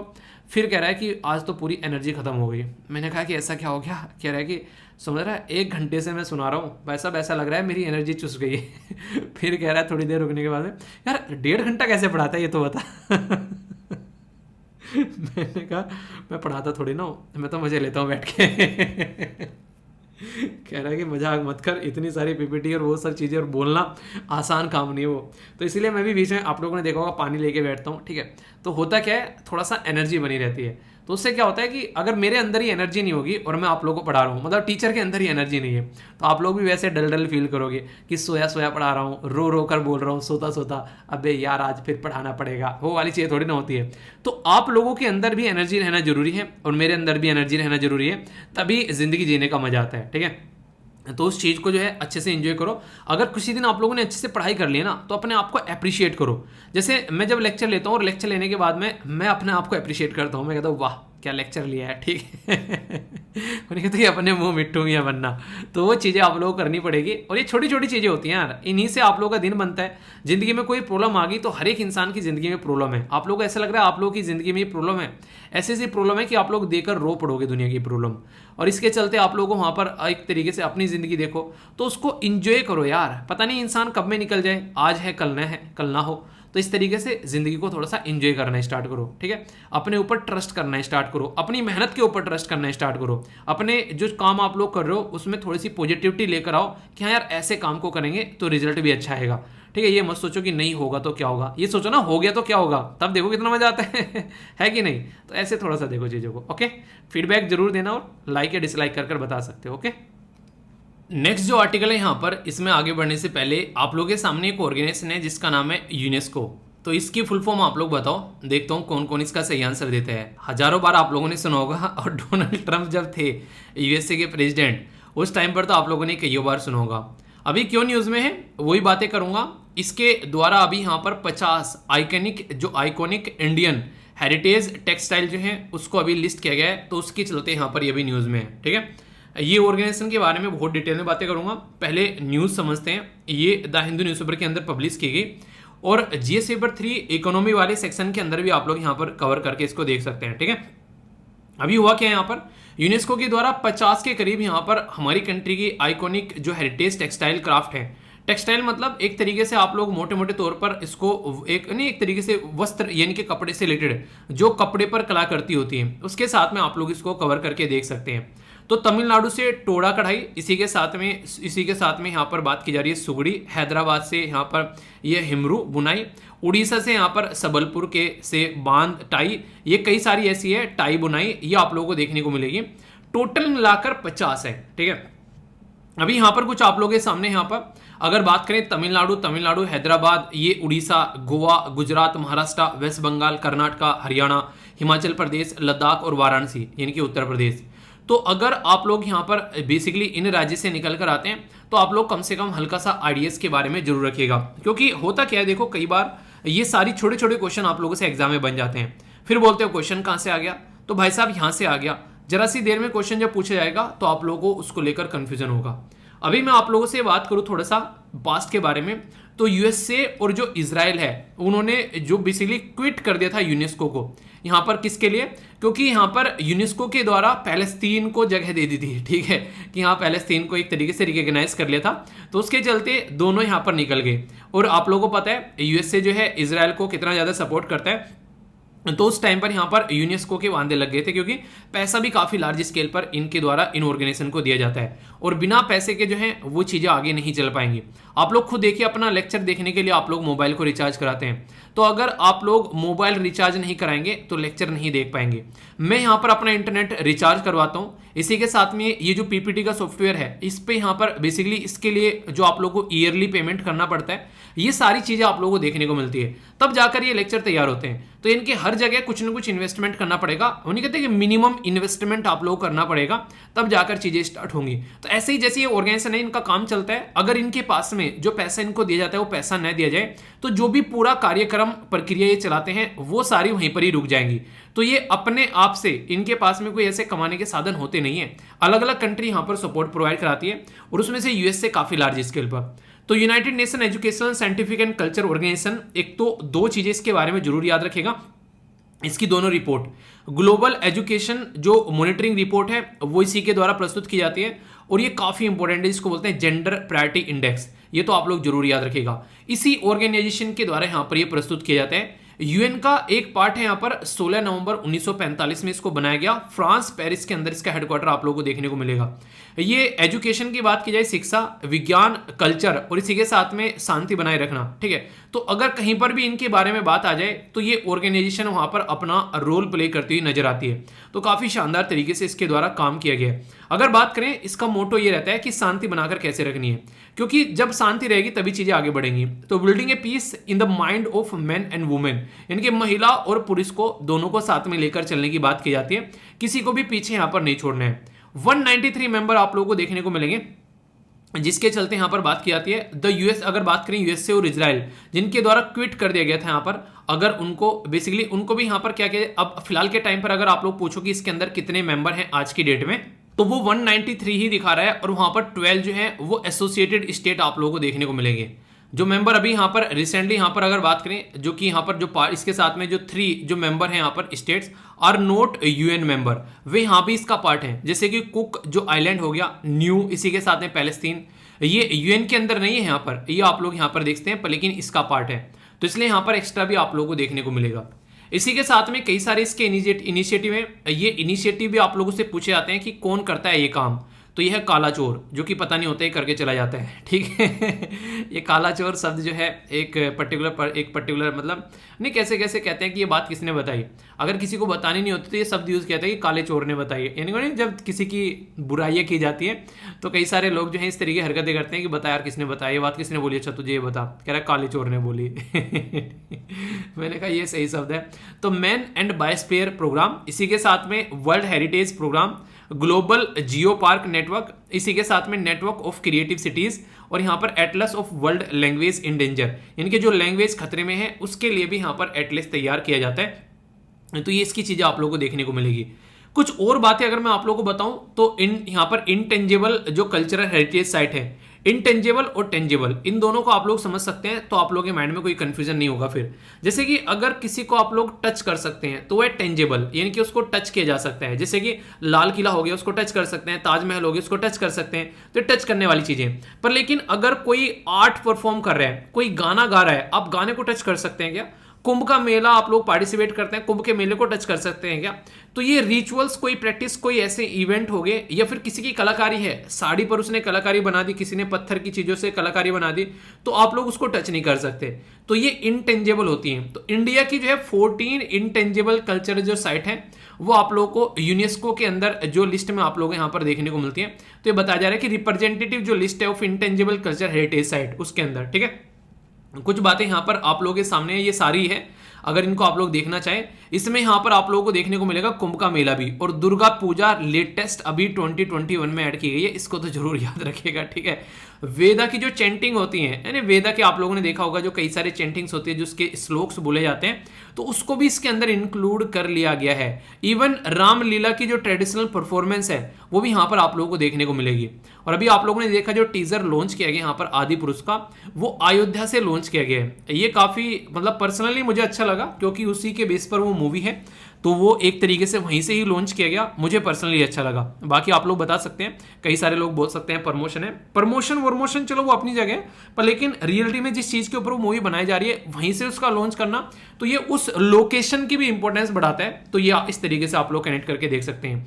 इवन योगा, आप लोग आज के डेट में योगा करते हो, जो भी योगा करते हैं, ठीक है, तो आप लोगों ने देखा होगा कि योगा जो है, मान लीजिए मैं योगा कर रहा हूं, आप लोग योगा कर रहे हैं, तो क्या मैं योगा को टच कर सकता हूं क्या? योगा करने वाले इंसान को टच किया जा सकता है, पर योगा को टच नहीं किया जा सकता, ठीक है।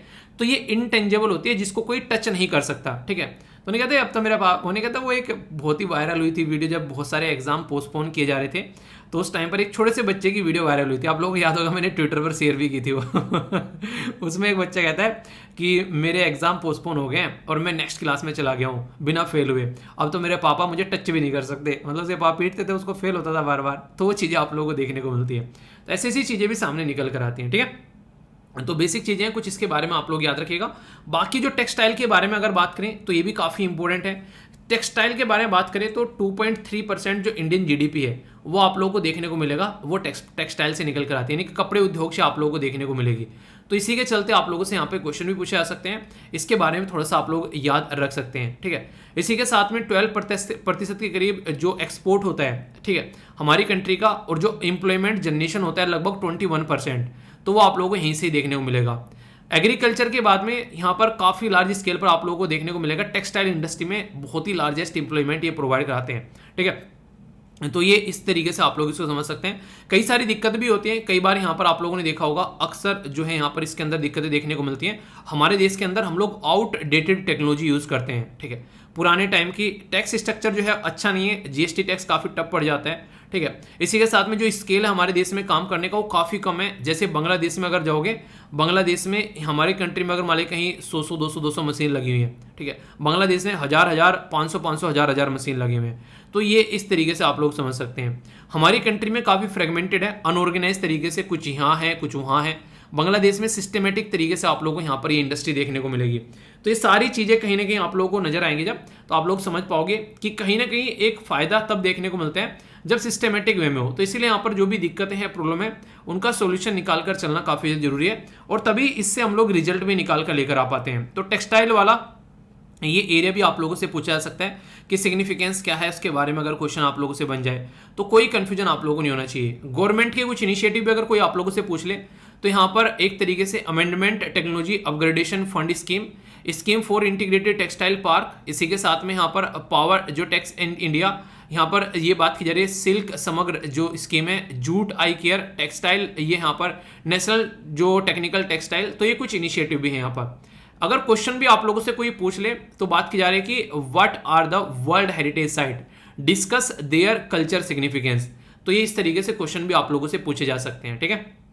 बाकी जो क्वेश्चन आप लोगों के लिए है यहाँ पर, ये क्वेश्चन का आंसर दीजिए। टेक्सटाइल जो है उसके बारे में बात की जा रही है, हाईली फ्रेगमेंटेड है, आउटडेटेड टेक्नोलॉजी है, लैक ऑफ फॉरेन इन्वेस्टमेंट, और टैक्स स्ट्रक्चर भी आप लोगों को ज़्यादा अच्छा देखने को नहीं मिलेगा।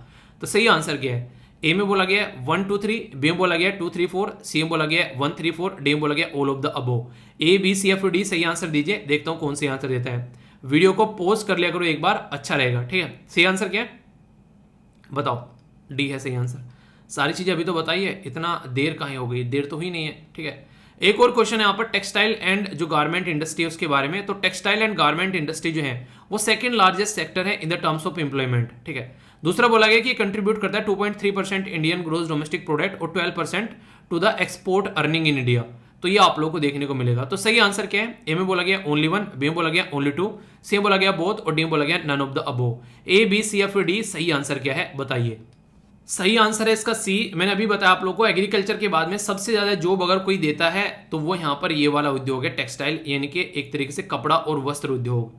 हर एक इंसान जो है उसको पहनने के लिए कपड़े चाहिए अगर जिंदगी में उसको एक तरीके से सही तरीके से अपनी जिंदगी को एंजॉय करना है। इवन कोई ड्रेस भी आप लोग पहनते हैं वो भी किसी न किसी कपड़े से बनी होती है, तो ऐसे आप लोग यहाँ पर समझ सकते हैं। तो कपड़ा जो है एक इसेंशियल चीज है लाइफ का, उसके बिना काम नहीं चलेगा।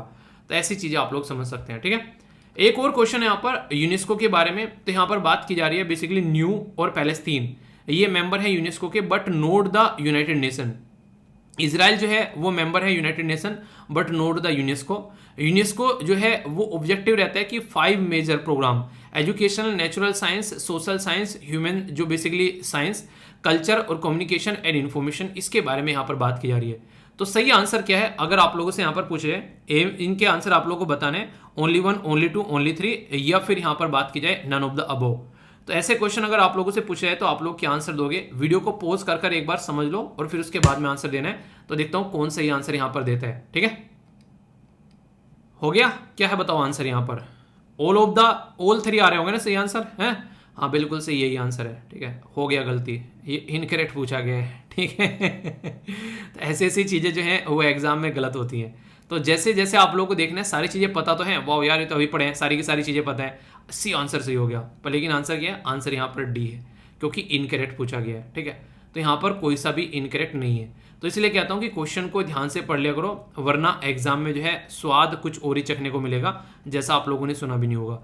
तो इसलिए कहता हूँ थोड़ा सा ध्यान से चीज़ों को लेकर चलना है, ठीक है। बाकी तो सारी चीज़ें फिर अटेम्प्ट हो जाती हैं।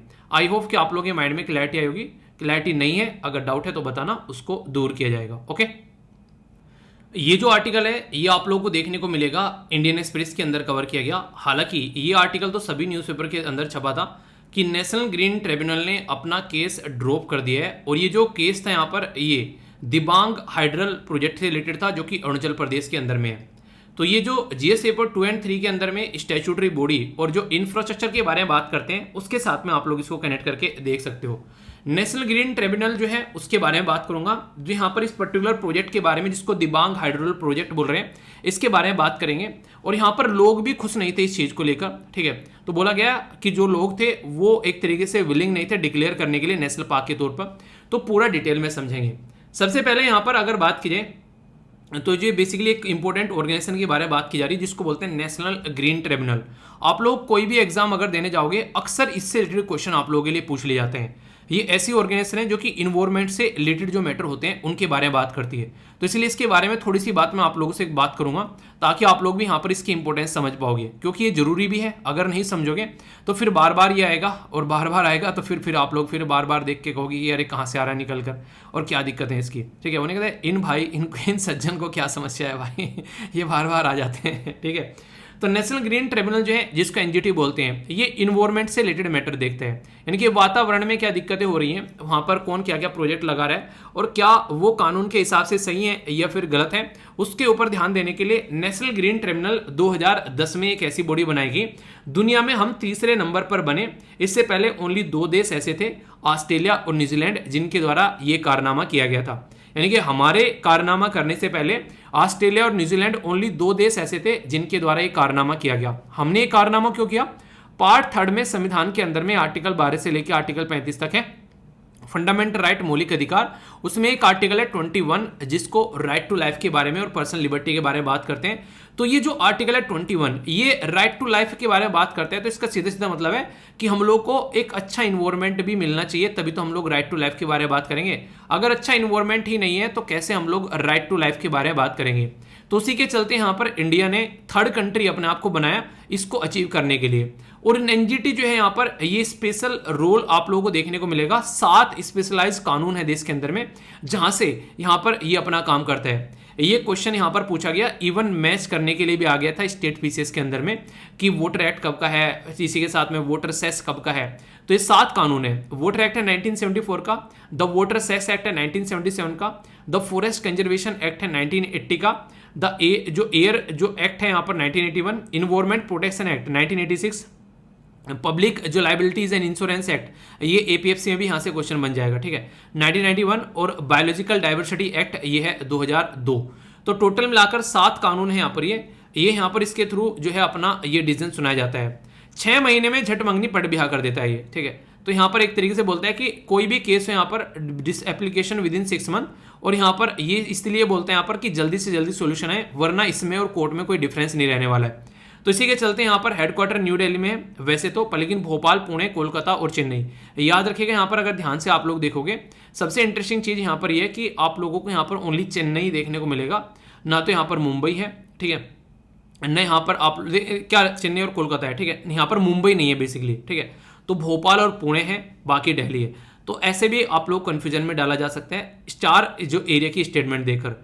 ट्रिब्यूनल जो है उसका डिसीजन जो है बाइंडिंग रहता है, फिर भी 90 डेज के अंदर रिव्यू किया जा सकता है सुप्रीम कोर्ट के द्वारा, अगर वहां पर पहुंच जाते हो तो, ठीक है। तो ये कुछ ऐसी चीजें हैं जो कि आप लोगों को समझनी है, और यहां से क्वेश्चन ही बनते हैं इसके बारे में डायरेक्ट। बात करें अगर दिबांग हाइड्रो प्रोजेक्ट के बारे में, तो यहां पर आप लोग समझिएगा, ये बेसिकली फ्लड को कंट्रोल करने के लिए और बिजली बनाने के लिए जो ब्रह्मपुत्रा की ट्रिब्यूटरी है जिसका नाम है दिबांग रिवर, यहां पर अरुणाचल प्रदेश के अंदर यहां पर ये डेवलप किया गया। पावर जनरेशन की बात की जा रही है तो ये रटना नहीं है कि काफ़ी लार्ज स्केल पर पावर जो है प्रोवाइड कराई जाती है। इसी के साथ में जो टाइप जो यहाँ पर डैम है, ये टाइप जो है यहाँ पर इसका एक कॉन्क्रीट ग्रेविटी डैम आप लोगों को देखने को मिलेगा। जब भी डैम के बारे में बात करें तो यहाँ पर आप लोगों को यहाँ पर इम्बार्कमेंट, ग्रेविटी आर्च या फिर यहाँ पर बेट्रेसिस, तो कुछ इस तरीके का डैम आप लोगों को देखने को मिलेगा। जो बात करते हैं बेसिकली इम्बार्कमेंट को, तो ये ऐसा देखने को मिलेगा, यानी कि यहाँ पर जो फोर्स इधर से आ रहा है और बेस इतना चौड़ा इसका बना दिया जाता है ताकि ये प्रेशर को झेल सके। दूसरा जो आप लोगों को देखने को मिलेगा, ये यहाँ पर आप लोगों को ये ग्रेविटी डैम है। ग्रेविटी डैम में यहाँ पर क्या रहता है कि यहाँ पर आप लोगों को यहाँ पर इसमें सपोर्ट प्रोवाइड कराता है ताकि पानी को रोका जा सके। जब बात करते हैं आर्च के बारे में, तो ये एक तरीके से आर्च यहाँ पर इस चीज को देखता है, ठीक है, ये आप लोगों को देखने को मिलेगा जो यहाँ पर इसको संभालता है, इधर से जो भी पानी आ रहा है, और ये होता है यहाँ पर बेट्रेसिस टाइप का। तो ये कुछ ऐसा सिस्टम आप लोग यहाँ पर इसको समझ सकते हैं। तो यहाँ ये जो है ये यहाँ से आप लोग इसको देखेंगे यहाँ पर, तो ये फुल कंक्रीट जो फिट इसमें आप लोगों को नजर आएगा। तो यहाँ पर ये अभी ग्रेविटी टाइप का डैम है जिसके बारे में मैं आप लोगों से बातें कर रहा हूँ। और दिबांग जो यहाँ पर है, कहाँ पर है अभी बताया आप लोगों को, ब्रह्मपुत्रा रिवर की जो ट्रिब्यूटरी है, तो ये आप लोगों को देखने को मिलेगी। ये कुछ मैप भी आप लोगों के लिए डाल देंगे यहाँ पर, कई बार आप लोगों से कंफ्यूजन रहता है कि एग्जैक्ट लोकेशन कहाँ पर है, तो आप लोग मैप में एक बार देखोगे तो लंबे समय तक चीजों को याद रखोगे। दिख रहा है कहीं दिबांग लिखा हुआ, ये देखिए दिबांग वैली, ठीक है। तो ये इस तरीके से लोकेशन आप लोग समझ सकते हैं। ये यहाँ पर तवांग है, ये वो एरिया है, चाइना ने इसका नाम चेंज कर दिया। चाइना क्या करता है अपने आसपास वाले जो एरिया ना, लगता है इसके बाप की सरकार है, जब भी चाइना के नाम चेंज कर लेता है। कई बार ऐसी बदतमीजी चाइना करता हुआ नजर आता है, ठीक है। हम कहते हैं तुम खेल लो, ये बिल्कुल ऐसे ही है जैसे कि अभी क्या होता, जो पुतिन साहब हैं, तो पुतिन साहब ने क्या किया, कुछ एरिया अपने कंट्रोल में ले लिया और उसको डिक्लेयर कर दिया 15% भाग यूक्रेन का कि ये जो एरिया है ये हमारा है। तो जो बाइडन ने पुतिन को कुछ नहीं बोला कि तुम क्या कर रहे हो, दूसरे लोगों के ऊपर जाके चिल्ला रहा है कि तुम इसको एक्सेप्ट मत करना। पुतिन बोल रहा है कि तुम एक्सेप्ट करो या ना करो, उससे हमें घंटा फर्क नहीं पड़ रहा है। मतलब कैसे, मतलब ये कि 2 इंसान हैं, उनकी शादी होगी, तीसरा इंसान ये कह रहा है कि इनकी शादी को तुम मानना मत मानो, इनके बच्चे भी हो गए, ठीक है। वो कह रहा है कि मत मानो इनकी शादी, इनके बच्चों की भी शादी होगी। वो ऐसी हरकतें आप लोगों को देखने को मिलेगी। तो चाइना भी यहाँ पर खेलता रहता है, जब जब उसका मन करता है मनोरंजन करने का, तो हमारी बाउंड्री के अंदर आकर जो है वो बदतमीजी काटता हुआ नजर आता है। तो इसलिए यहाँ पर इसके बारे में कुछ बातें आप लोग याद रखते हैं। क्वेश्चन भी यहाँ पर पूछे जाते हैं, कई बार 2013 में पूछा गया कि what do you understand by the run of river hydro electric project, और इसी के साथ में how is it different from any other hydro electric project. एक ऐसा ही क्वेश्चन 2018 में पूछा गया यहाँ पर, suppose the government of India is thinking of constructing A dam in a mountain valley bounded by the forest and inhabited by the ethnic community. यानी कि एक ऐसे एरिया में गवर्नमेंट जो है वो बांध बनाना चाहती है जहां पर फॉरेस्ट भी है, काफी जंगल भी है, और वहां पर जो है ट्राइबल कम्युनिटी भी रहती है। तो व्हाट एक तरीके से rational policy should it resort in to it in dealing with जो अनफोर्सिन, जो भी यहाँ पर एक तरीके से कंटीजेंसी बन सकती है, यानी कि एक तरीके से ऐसी क्या क्या चीज़ें बन सकती हैं जो यहाँ पर अनफोर्सिन, यानी कि एक तरीके से आप लोग बोल सकते हैं मोटे मोटे तौर पर कि कैसे ऐसी कोई भी घटनाएं घटकती हैं तो उनको कैसे यहाँ पर एक तरीके से उसके लिए क्या नीति बनानी चाहिए ताकि वो घटनाएं ना घटे, क्योंकि जंगल भी काटने पड़ेंगे वहाँ से और जो भी यहाँ पर कम्युनिटी रहती है उसको भी रिप्लेस करना पड़ेगा, तो उसको बैलेंस बनाकर कैसे चलना है, तो वो चीज़ें यहाँ पर समझने वाली आ जाती हैं। तो उसको आप लोग इस तरीके से समझ सकते हैं। तो कोई भी कंफ्यूजन माइंड में नहीं होना चाहिए, कंफ्यूजन होगा तो फिर दिक्कतें होंगी। ओके, अभी यहां पर बात करें तो पहले क्वेश्चन आप लोगों के सामने नेशनल ग्रीन ट्रिब्यूनल के बारे में, बड़ा ही प्यारा सा क्वेश्चन है। बोला जा रहा है कि नेशनल ग्रीन ट्रिब्यूनल जो है उसके बारे में बात करें तो India became the third country, environmental tribunal बनाया गया ऑस्ट्रेलिया और नॉर्वे के बाद में। ठीक है, एनजीटी जो है वो स्पेशलाइज रोल आप लोगों को देखने को मिलेगा यहाँ पर under the 7th specific law. NGT जो है यहाँ पर वो मैंडेटेड है एक तरीके से मेक द डिस्पोजल ऑफ जो application with in the 3 month of the जो फाइलिंग द सेम। ठीक है, आप लोगों को डिसीजन के बारे में बात करते हैं, एनजीटी जो है वो can be challenged before the high court with in 100 days। ठीक है, तो ये कुछ स्टेटमेंट आप लोगों के सामने। तो सही आंसर क्या है अगर आप लोगों से यहाँ पर पूछे जाए ए बी सी या फिर डी, तो यहाँ पर ए में बोला गया ओनली 1, बी में बोला गया 2, सी में बोला गया यहाँ पर ओनली 3, डी में बोला गया ऑल ऑफ द अबो। याद रखिएगा, सही आंसर बताइए आप लोग, जबकि इनकरेक्ट पूछा गया है। ठीक है ऐसे क्वेश्चन पूछा जाता है। तो इनकरेक्ट जो है पहले तो ये यहाँ पर क्योंकि ऑस्ट्रेलिया है और दूसरा क्या है यहाँ पर न्यूजीलैंड था ना कि नॉर्वे। 7 कानून है, सही समझ में आ रहा है। एनजीटी मैंडेट करते हैं यहाँ पर बोला गया है विद इन 3 month। ठीक है, तो ये मैंने आप लोगों को 6 month बोला था और यहाँ पर 100 days नहीं है, 90 days था। ठीक है, तो आंसर क्या हो गया, आंसर यहाँ पर सी हो गया। तो कोई भी कंफ्यूजन यहाँ पर नहीं होना चाहिए, इस तरीके से चीज़ों को कवर करना है। ओके, अगर कंफ्यूजन होगा तो उसको दूर कर ही आप लोग को आगे बढ़ना है, क्योंकि कंफ्यूजन ले जाने का साथ में कोई मतलब बनता नहीं है। यूपीएससी ने 2018 में खुद भी क्वेश्चन पूछ लिया नेशनल ग्रीन ट्रिब्यूनल और सेंट्रल पोल्यूशन कंट्रोल बोर्ड को मिक्स कर बोला नेशनल ग्रीन ट्रिब्यूनल जो है वो स्टेब्लिश किया गया था बाय द एक्ट, जबकि सेंट्रल पोल्यूशन कंट्रोल बोर्ड जो है वो क्रिएट किया गया था बाय एग्जीक्यूटिव ऑर्डर। पहली स्टेटमेंट में ये बोला गया। एनजीटी जो है वो इन्वायरमेंटल जस्टिस में हेल्प करता है ताकि जो हायर कोर्ट है उसके ऊपर बर्डन कम पड़े। सेंट्रल पोल्यूशन कंट्रोल बोर्ड है प्रमोट करता है क्लीनलीनेस।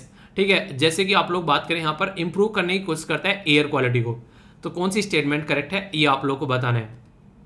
ए में बोला गया 1, बी में बोला गया 2, सी में बोला गया बोथ और डी में बोला गया नाइदर 1 नो 2। सही आंसर बताइए A B C F D. सही आंसर क्या है बताओ, वीडियो को पॉज कर लो एक बार। ठीक है, आंसर है यहाँ पर बी, यानी कि सेकंड स्टेटमेंट आप लोगों को सच सही देखने को मिलेगी, क्योंकि central pollution control board statutory organisation है जो कि ministry of environment forest and climate change के अंडर में आती है और इसको 1974 में बनाया गया था। एक एक्ट है वाटर एक्ट जो कि 1974 का है, उसके तहत आप लोगों को देखने को मिलेगा। तो ये एक ऐसी बॉडी है जो कि 2 तरीके से काम करती है। याद रखना यहाँ पर एयर एक्ट और वाटर एक्ट दोनों आप लोगों को यहाँ पर देखने को मिलेगा, उसके हिसाब से काम करती है सेंट्रल पोल्यूशन कंट्रोल बोर्ड। ठीक है, तो इसके स्टैट्यूटरी जो इसके ऊपर क्वेश्चन मार्क नहीं लगाया जा सकता, ये भी स्टैट्यूटरी बॉडी है। तो ऐसे क्वेश्चन आप लोगों से एग्जाम में पूछे जाते हैं। एक क्वेश्चन 2016 में पूछा गया, यहाँ पर बोला गया ब्रह्मपुत्रा की ट्रिब्यूटरी दिबांग, इसी के साथ में यहाँ पर कमेंग और यहाँ पर लोहित। सही आंसर क्या है, ए में बोला गया 1 2 3, सी में बोला गया 1 3, डी बोला गया ऑल ऑफ द अबव, यानी कि 1 2 3। A B C F D सही आंसर क्या होगा अगर आप लोगों से पूछे तो आप लोग यहाँ पर देखते हैं सही आंसर होगा यहाँ पर क्या, वो है डी। ठीक है, दिबांग तो अभी बता ही दिया, बाकी भी इसी की हैं। ठीक है, इनकी घर गृहस्थी चल रही है अगर देखना चाहें तो आप लोग यहाँ पर देख सकते हैं। तो ये कई तरीके इसके आप लोग यहाँ पर ये कई बार ये जो इसकी ट्रिब्यूटरीज आप लोगों को देखने को मिलती है। ठीक है, तो क्वेश्चन में कंफ्यूजन नहीं होना चाहिए, आंसर यहाँ पर डी हो गया। तो इस तरीके से चीज़ों को तैयार करो कि ढंग से तैयार हो जाए, ऐसा नहीं कि यार बस कर भी ली और हुई भी नहीं। तो मन लगाकर चीज़ों को किया करो, जो भी काम होना चाहिए वो दिल से होना चाहिए। ठीक है, और फीडबैक जरूर दे दिया करो, फीडबैक के थ्रू आप लोग अपना प्यार मेरे तक पहुंचा सकते हो, लाइक या फिर डिसलाइक कर अगर कुछ समझ में नहीं आया तो डिसलाइक भी कर सकते हो। तो नेक्स्ट इसी तरीके से आप लोगों को सारे आर्टिकल जो है वो कवर करने होते हैं। ठीक है, तो आप लोग जब क्वेश्चन को प्रैक्टिस कर लेते हो और आंसर राइटिंग कर लेते हो तो आप लोगों को लगता है एग्जामिनेशन हॉल में जब बैठोगे तो अनकंफर्टेबल फील होगा, बिल्कुल भी नहीं होने का भाई। तो इसी तरीके से आप लोगों को चीज़ों को तैयार करना है। ठीक है, और बाकी करंट अफेयर की जब बात करते हैं तो अभी कई सारे बच्चे जो है एग्जाम देकर आ रहे हैं तो बहुत सारे मेल करते हैं। यार रिपीटेडली मेल मत किया करो प्लीज़, एक बार मेल करके छोड़ दिया करो। ठीक है, तो कई सारे बच्चों ने पेपर भी सेंड कर रखे हैं, बीपीएससी का एग्जाम हो रखा था, अभी और भी कोई एग्जाम हुआ है उसका भी पेपर सेंड कर रखा था कईयों ने। आप लोग पेपर को देखा करो खुद, और ऐसा नहीं कि आप लोग जिस एग्जाम की तैयारी करो उसी को पेपर देखने, दूसरे भी पेपर देखा करो, उससे आप लोग की डायरेक्शन कैसी चल रही है एग्जाम के लिए वो आप लोग देख सकते हैं। एक बच्चा कह रहा है कि सर ये वीडियो देखने के बाद में क्या न्यूज़पेपर पढ़ना जरूरी है, ये बहुतों का क्वेश्चन है। इसमें एक बात ध्यान रखिए, न्यूज़पेपर कहीं नहीं लिखा है कि आप लोगों को न्यूज़पेपर पढ़ना है या फिर न्यूज़पेपर नहीं पढ़ना है, ठीक है। न्यूज़पेपर क्या करता है, आप लोगों को अपडेट करता है, और न्यूज़पेपर जो है वो एग्जाम के हिसाब से नहीं बना हुआ है कि आप लोग जो है वो आप लोग के एग्जाम के हिसाब से बना हुआ है, वो एक जनरल तरीके से न्यूज़पेपर बनाया जाता है। तो अगर आप लोग डेली एक एटलीस्ट वन, अगर डेली आप लोग एक आर्टिकल भी पढ़ लेंगे ना, तो जब आप लोग रीडिंग कॉम्प्रिहेंशन जाकर करेंगे तो उसमें आप लोग काफ़ी ज़्यादा फायदा देखने को मिलेगा।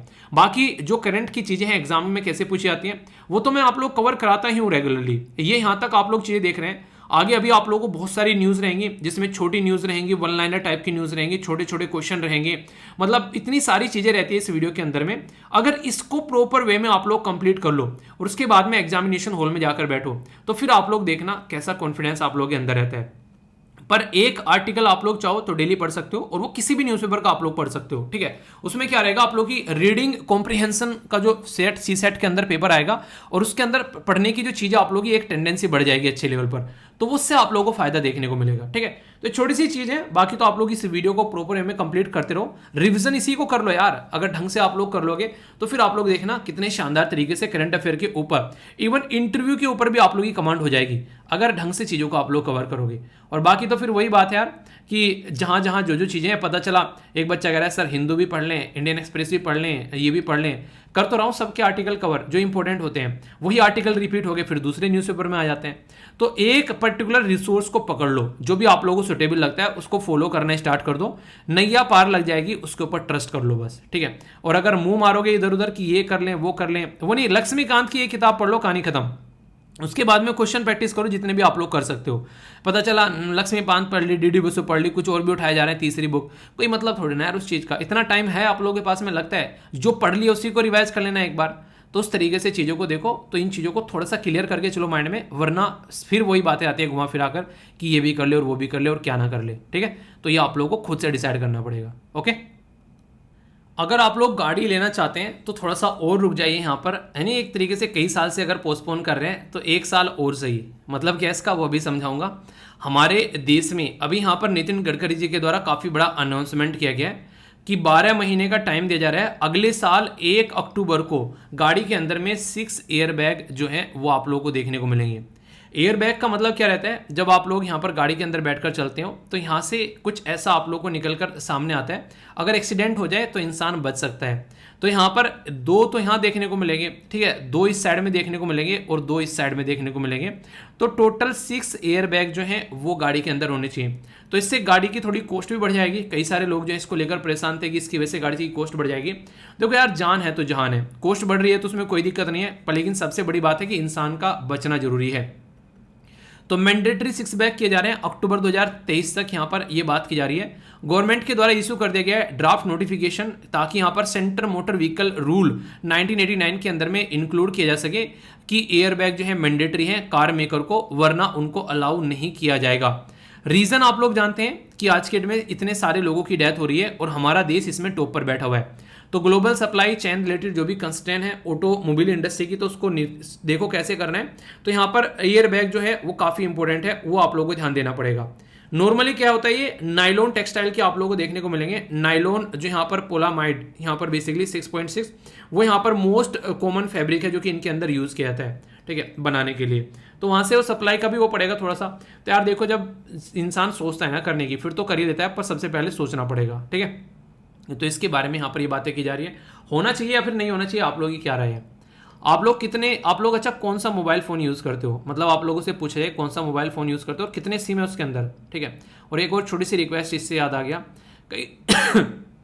कई सारे लोग जो है अपना नंबर शेयर कर देते हैं कमेंट बॉक्स में, ठीक है। यार ये चीज़ें मत करो, क्योंकि आप लोगों को इसका खामियाजा भुगतना पड़ेगा। कई बार मैं डिलीट करता हूँ कमेंट, कई सारे कमेंट छूट भी जाते हैं। कई बार ऐसा रहता है कि जब मैंने देखा तब तो थे नहीं, पता चला मेरे देखते जाते ही फिर पता चला पूरे दिन पड़े हुए वहाँ पर उसके अंदर, ठीक है। फिर मैं उसको बाद में देख रहा हूँ तो पता चला, तो तब तक वो पता नहीं कितने लोग उसको देख चुके होंगे। तो ये मत करो यार, ये गलत चीज़ है, क्योंकि आप लोगों के ही ज़िंदगी में डिस्टर्बेंस आएगा। तो उसको थोड़ा सा आप लोग समझ के चलिए थोड़ा, ठीक है।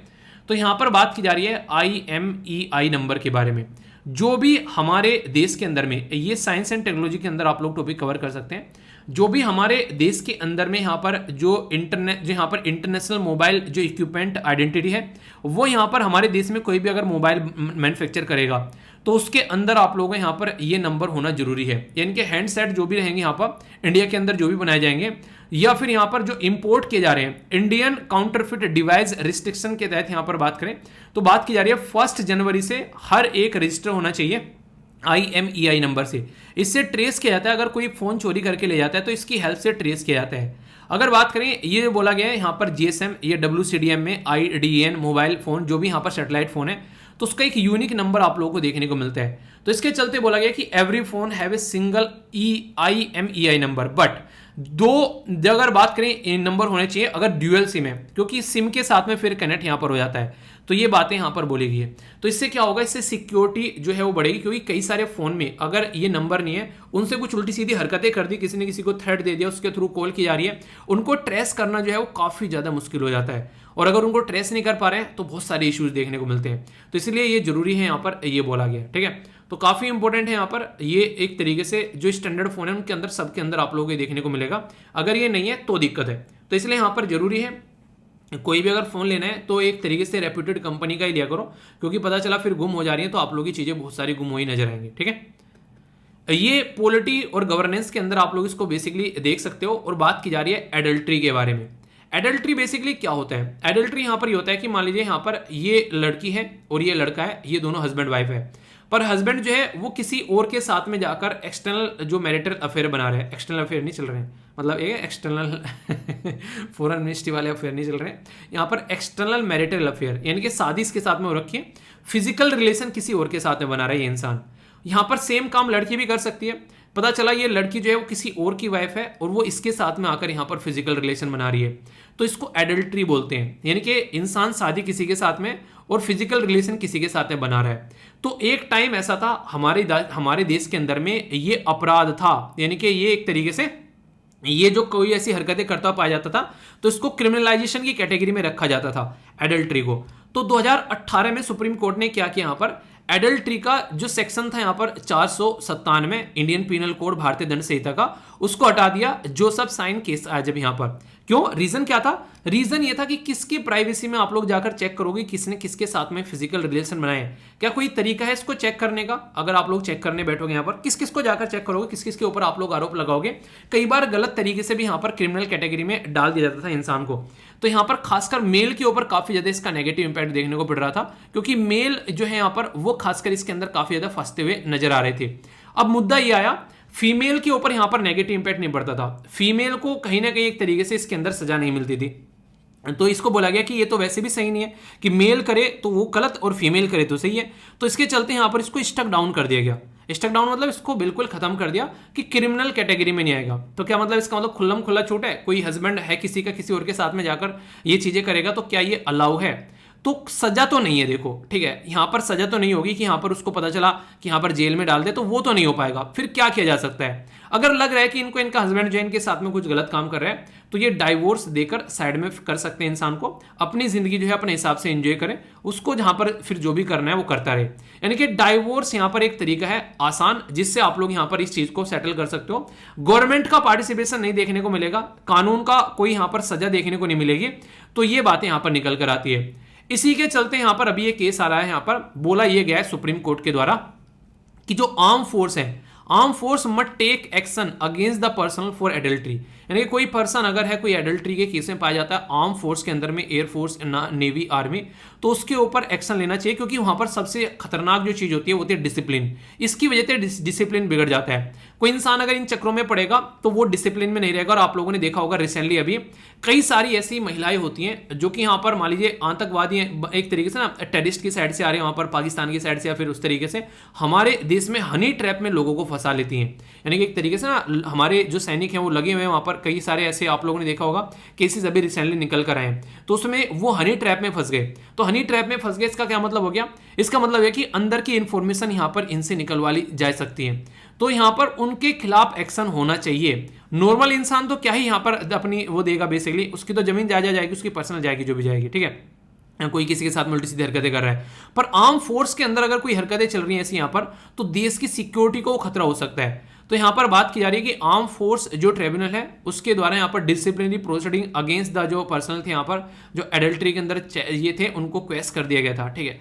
तो ये केस को ध्यान में रखते हुए पर लेकिन अभी यहाँ पर उसी के चलते यहाँ पर ये बातें निकल कर आ रही हैं, ठीक है। तो ये एक तरीके से केस कहीं का था, पर लेकिन कहाँ पर इंप्लीमेंट होता है, क्योंकि आर्म फोर्स में जो जा रहे हैं वो भी तो देश के नागरिक ही है ना। अब वो अगर एक नॉर्मल नागरिक कर रहा है तो वो तो खुद की जिंदगी में जो भी कर रहा है सही या गलत, ठीक है, वो अपने आप डिसाइड करे। पर लेकिन अगर कोई देश के टाइम पर यहाँ पर चीज़ देखने को मिल रही है तो वो देश की सिक्योरिटी को ताक पर लगा देता है, फिर तो वहाँ पर उसकी ग्रेविटी बहुत ज़्यादा बढ़ जाती है। तो ये पूरा एक मुद्दा है जिसके बारे में आप लोग समझिएगा, और कन्फ्यूजन कोई नहीं रखना है, कन्फ्यूजन हो तो उसको क्लियर करना है, ठीक है। तो बेसिक चीज़ें कोई भी माइंड में डाउट नहीं होना चाहिए। आगे चलते हैं नेक्स्ट न्यूज़। ये जो न्यूज़ है ये इन्वायरमेंट के बारे में बात की जा रही है, और जब जब इन्वायरमेंट की बात करते हैं तब तब आप लोगों को यहाँ पर देखने को मिलेगी रिन्यूएबल एनर्जी। अदानी साहब जो है वो रुकने का नाम नहीं ले रहे हैं भाई साहब, जो ताबड़तोड़ तरीके से आए। मुकेश अंबानी को तो पता नहीं कितने पीछे छोड़ दिया। अदानी जो है दुनिया में अमीर की लिस्ट में बताओ पहले नंबर पर है, फिर दूसरे पर बताओ, या फिर तीसरे पर देखता हूँ किस किस को पता है।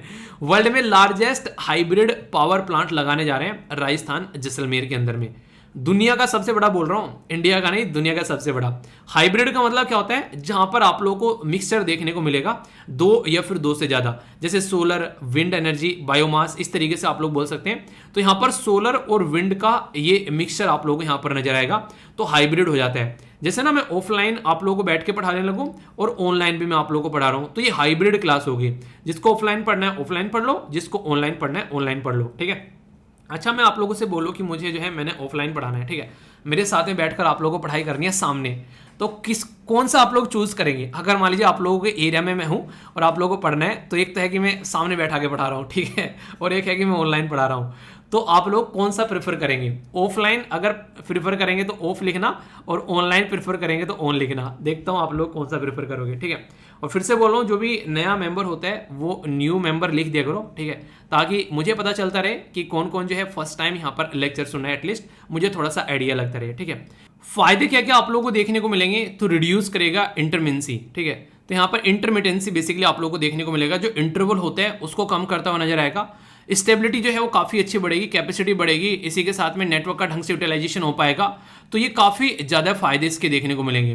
पर लेकिन नेगेटिव इंपैक्ट क्या है कि इंस्टॉलेशन जो है कॉस्ट वो काफ़ी ज़्यादा हाई पड़ जाती है, और कॉम्प्लिकेटेड रहता है कंट्रोल करने का प्रोसीजर भी। तो ये दो चीज़ें काफ़ी इंपॉर्टेंट रहती है। मतलब क्या है, जैसे मान लीजिए कहीं पर आप लोगों को सोलर एनर्जी क्रिएट करनी है, तो सोलर पैनल आप लोगों को वहाँ पर लगाने पड़ते हैं, ठीक है। तो इस तरीके से यहाँ पर हर जगह आप लोगों को इन्वेस्टमेंट करना पड़ेगा, पर एक बार लगा दिया तो फायदा भी इतना ही देखने को मिलेगा। विंड एनर्जी क्रिएट करनी है तो आप लोगों को टर्बाइन लगाने पड़ेंगे। तो ये एक तरीके से अलग तरीके की कॉस्ट सामने निकल कर आती है, जिसको कैसे बैलेंस आउट करना है उसके ऊपर भी फोकस देना है, ठीक है। वर्ल्ड फर्स्ट कंप्राइज जो यहाँ पर compressed natural gas CNG terminus, ठीक है। तो ये टर्मिनल कहां पर लगाया जा रहा है, तो याद रखिएगा भावनगर गुजरात के अंदर देखने को मिलेगा। प्राइम मिनिस्टर जी के द्वारा इनोग्रेट किया गया। तो एक छोटा सा क्वेश्चन आप लोगों का बन सकता है, ठीक है, तो इसके बारे में याद रखना। एक बच्चा मेल कर रहा है कि सर इसके ऊपर वीडियो बना देना।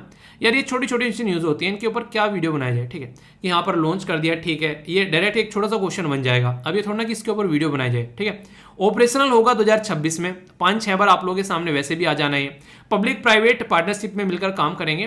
कैपेसिटी 1.5 जो million metric ton per annum, यानी कि हर साल इतना आप लोगों को कैपेसिटी देखने को मिलेगा। अपकमिंग जो प्रोजेक्ट है वो डायरेक्ट जो डोर स्टेप कनेक्टिविटी के बारे में बात की जा रही है। रोडवेज रेलवे नेटवर्क की कनेक्टिविटी के बारे में भी यहाँ पर बात की जा रही है। डेडिकेटेड ऐसे कई सारी चीजें बनाई जा रही हैं मोदी जी के द्वारा रिसेंटली अभी यहाँ पर भावनगर के अंदर। तो ये तो स्टार्ट किया गया, इसी के साथ में अहमदाबाद के अंदर में यहाँ पर मैंने बोला था अभी यहाँ पर 36 नेशनल गेम भी आप लोगों को देखने को मिले। मोदी स्टेडियम के अंदर में उनको इनोग्रेट किया गया। तो बहुत सारी ऐसी चीज़ें जो अभी यहाँ पर गुजरात से आप लोग कनेक्टेड नजर आएंगे, क्योंकि रिसेंटली अभी आप लोगों को इलेक्शन भी देखने को मिलेंगे। तो उसके लिए पूरी प्रिपरेशन यहाँ पर की जा रही है, ठीक है। तो ऐसे समझ सकते हैं। डिफेंस के फील्ड में जब आप लोग जाएंगे तो एक तो है ये ट्रक और दूसरा यहाँ पर इसके अंदर ये सिस्टम। तो ये दोनों अलग अलग हैं, इसके बारे में बात करूंगा। अभी यहाँ पर बात की जा रही है बेसिकली पिनाका जो मल्टी बैरल रॉकेट लॉन्चर होता है उसके बारे में। तो ये अभी अर्मीनिया जो है, ठीक है, वो हमारी कंट्री में प्लेस कर रही है export. India basically Pinaka MBRL multi barrel rocket launcher. तो यहाँ पर ये जो पर्टिकुलर सिस्टम है, ये यहाँ पर आप लोग बोल सकते हैं कि इंडिजिनस सिस्टम डिजाइन किया जा रहा है, डेवलप किया जा रहा है। किसके द्वारा? आर्मामेंट रिसर्च और इसी के साथ में डेवलपमेंट एस्टेब्लिशमेंट के द्वारा। तो ये काफी इंपॉर्टेंट है, DRDO भी द्वारा काम कर रही है, ठीक है। तो अर्मीनिया और यहाँ पर फर्स्ट एक्सपोर्ट ऑर्डर प्लेस कर रही है, तो हमारी कंट्री का जो एक्सपोर्ट है वो कहीं ना कहीं बढ़ता हुआ जा रहा है। तो अर्मीनिया जैसे देश यहाँ पर खरीद रहे हैं, और भी आने वाले देश जो है वो खरीदते हुए नजर आएंगे। मोबाइल रॉकेट लॉन्चर जो रहता है वो कनेक्ट रहता है टाटा, बेसिकली टाटा, ठीक है। टाटा ट्रक आप लोगों को देखने को मिलेगा, ये ट्रक है और यहाँ पर ये आप लोगों को ये सिस्टम नजर आएगा जो कि यहाँ पर रॉकेट लॉन्चर है, ठीक है। रेंज इसकी 40 से लेकर 70 किलोमीटर तक आप लोगों को यहाँ पर देखने को मिलती है। जो 40 की रहती है उसको यहाँ पर पिनाका MK1 बोलते हैं, और यहाँ पर इसको एक्सटेंडेड रेंज बोला जाता है, जो 75 किलोमीटर तक आप लोगों को देखने को मिलेगी। तो अर्मीनिया को ऑर्डर दिया जा रहा है, तो क्वेश्चन बन सकता है, आइडिया रख सकते हैं आप लोग। लोकेशन अगर आप लोग अर्मीनिया की देखना चाहते हैं तो यहाँ पर एग्जैक्ट लोकेशन आप लोगों को देखने को मिलेगी। इधर कैस्पियन सी है, इधर ब्लैक सी है, और बाकी जानते हैं इधर तो पुतिन ने जो है कोहराम मचा रखा है, ठीक है। तो वो आप लोगों को पता ही है, तो लोकेशन याद रखना। इंटरेस्टिंग है, यहाँ पर वन लाइनर टाइप के हैं। गुजरात में प्राइम मिनिस्टर मोदी साहब के द्वारा Gandhinagar Mumbai central Vande Bharat express train जो है उसके बारे में बात की जा रही है, तो ये कनेक्टिविटी के लिए अच्छा प्रोजेक्ट है। इसी के साथ में यहाँ पर ये काफ़ी अच्छा खुशखबरी आप लोग बोल सकते हैं अहमदाबाद वालों के लिए, तो congratulations to all of you. यहाँ पर फेज 1 अभी आप लोगों को देखने को मिलेगा, ठीक है। किसका? यहाँ पर ये मेट्रो रेल का, ठीक है। कहाँ पर? ये है कालूपुर जो स्टेशन है यहाँ पर देखिए कई सारे बच्चे बोल रहे हैं कि सर बेसिकली यहाँ पर गांधी आश्रम में आए और बताया भी नहीं। यार मैंने देखो अभी जो इंस्टाग्राम पर फोटो शेयर की थी उसमें एक तो मतलब एक पर्टिकुलर जो पर्सन है वो एक तरीके से उनके द्वारा काफ़ी लंबा मेल लिखा गया कि सर मैं काफ़ी दिनों से वेट करा था आपसे मिलता, सर आप तो आए और चले गए। यार इसका मतलब ये नहीं कि मैं फिर कभी नहीं आऊँगा, ठीक है। आप लोग ऐसे क्यों सोच रहे हो कि फिर कभी नहीं आएंगे, ठीक है। तो ऐसा उसको मत देखा करो, थोड़ा सा आप लोग बेसिकली ये चीज़ें ऐसी हैं अभी फिलहाल के टाइम पर नहीं हो पाती हैं अरेंज, ठीक है। आप लोग समझ रहे हैं, क्योंकि पब्लिकली मैं बोल नहीं सकता उस चीज़ों को, अगर बोलूँगा तो फिर वो अलग तरीके से चीज़ें हो जाती हैं। तो यार उसको वैसे मत करो, मतलब ऐसा लग रहा है कि मैं आगे से पिक्चर शेयर करना बंद कर दूंगा फिर उस पर वहाँ पे इंस्टाग्राम पे, अगर ऐसे करोगे तो आप लोग, ठीक है। ऐसा नहीं है कि मिला नहीं जाएगा, आप लोगों से मिला जाएगा, ऐसी बात नहीं है, मिला नहीं जाएगा, ठीक है। तो जब भी कुछ ना कुछ अरेंजमेंट की जाएगी, जब आया जाएगा तो ऐसे थोड़ा सा ओड हो जाता है वो, ठीक है। तो ये बातें हैं, बाकी ऐसा कुछ नहीं है कि मिलने का मन नहीं है आप लोगों से, ओके। अभी नए अटॉर्नी जनरल कौन अपॉइंट किए गए हैं? प्रेसिडेंट द्रौपदी मुर्मू जी के द्वारा, उनका नाम आप लोग को बताना है। यूनेस्को के अंदर जो 50 ये आइकॉनिक साइट्स के बारे में मैंने आप लोगों को भी डिस्कस किया, तो कोई कंफ्यूजन नहीं होना चाहिए। बाकी इकोनॉमी के बारे में बात करें तो कार्ड टोकनाइजेशन के बारे में बात की जा रही है। ये अभी इंप्लीमेंट किया जा रहा है 1 अक्टूबर से, नो फर्दर एक्सटेंशन, आरबीआई ने साफ साफ बोल दिया है। बड़ी ही शानदार चीज़ है, बहुत ज़्यादा फायदा आप लोगों को पहुंचाने वाली है। जितने लोगों के पैसे यहाँ पर चोरी हो रहे थे कार्ड डुप्लीकेशन की वजह से, वो भी सारे रुक जाएंगे। मतलब क्या इसका? कार्ड टोकनाइजेशन के बारे में तो याद रखिएगा, ये एक प्रोसीजर है जिसमें ओरिजिनल कार्ड को एक डुप्लीकेट कार्ड की हेल्प से या फिर डुप्लीकेट आप लोग ऑल्टरनेटिव कोड की हेल्प से यहाँ पर रिप्लेस कर दिया जाता है, ताकि कहीं भी जाओ तो आप लोग उसका इस्तेमाल करो, रियल इंफॉर्मेशन आप लोगों को वहाँ पर पब्लिश नहीं करनी पड़े।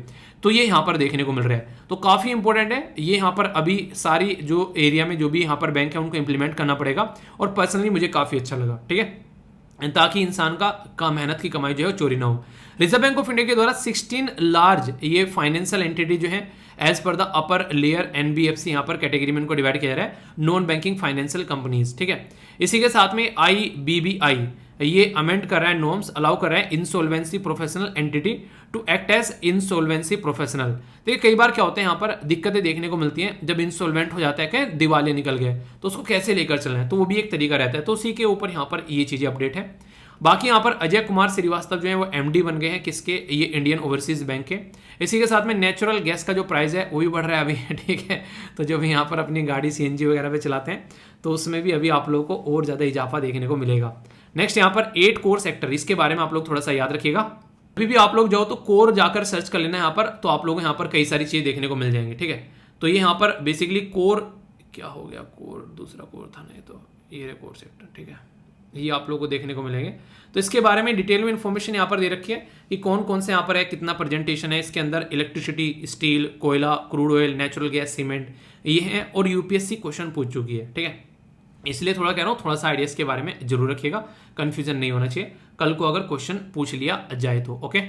बाकी पुतिन साहब ने जो है वो कोहराम मचा रखा है भाई साहब यूक्रेन के अंदर में। 4 रीजन जो है वो अपने डिक्लेयर कर दिए, 15% भाग है यहाँ पर ये टोटल। मैप में याद रखिएगा नॉर्थ से साउथ में ये लगाने के लिए आ जाएं तो कन्फ्यूजन आप लोगों को नहीं होना चाहिए, ईस्ट से या फिर वेस्ट में। तो लोहांस्क जो है वो सबसे ऊपर आप लोगों को यहाँ पर देखने को मिलेगा।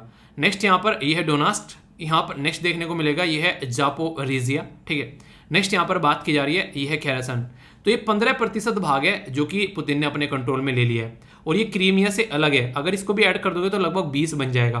तो इसके बारे में आप लोग आइडिया रख सकते हैं। बाकी यहाँ पर इंटरनेशनल ट्रांसलेशन डे जो है ये 30 सितंबर को सेलिब्रेट किया था, जो कि डिस्कस भी किया था आप लोगों से, ठीक है। क्वेश्चन इनको आप लोग अटेम्प्ट करो। After the recent monetary policy committee जो मीटिंग हुई है आरबीआई की, उसमें ग्रोथ जो है वो कितना प्रोजेक्ट किया गया है ये आप लोगों को बताना है। ए में बोला गया 6.5, बी में बोला गया 7, सी में बोला गया 7.5 और डी में बोला गया 8.2। सही आंसर क्या है बताइए।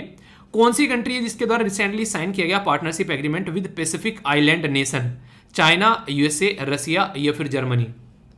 नेक्स्ट क्वेश्चन है यहाँ पर, देखिए ये क्वेश्चन के आंसर आप लोग एक बार दे लिया करो, ठीक है, उसके बाद में फिर आंसर देखा करो, ठीक है, लंबे समय तक आप लोग याद रख पाओगे। पेनगैसस आइकेरिया, ये बोला जा रहा है कि रिसेंटली डिस्कवर किया गया कावेरी रिवर के अंदर में, ये मछली है बेसिकली। तो यहाँ पर एक सेकेंड अब तो आंसर ही बता दिया, मछली है बेसिकली तो टर्टल है, कैटफिश है, फ्रॉग है, ऐसे नहीं है, ठीक है, तो फिश है, कैटफिश, ठीक है। मैं बोल रहा हूँ, मैंने कहा कुछ बोल दिया, मैंने गलत कर दिया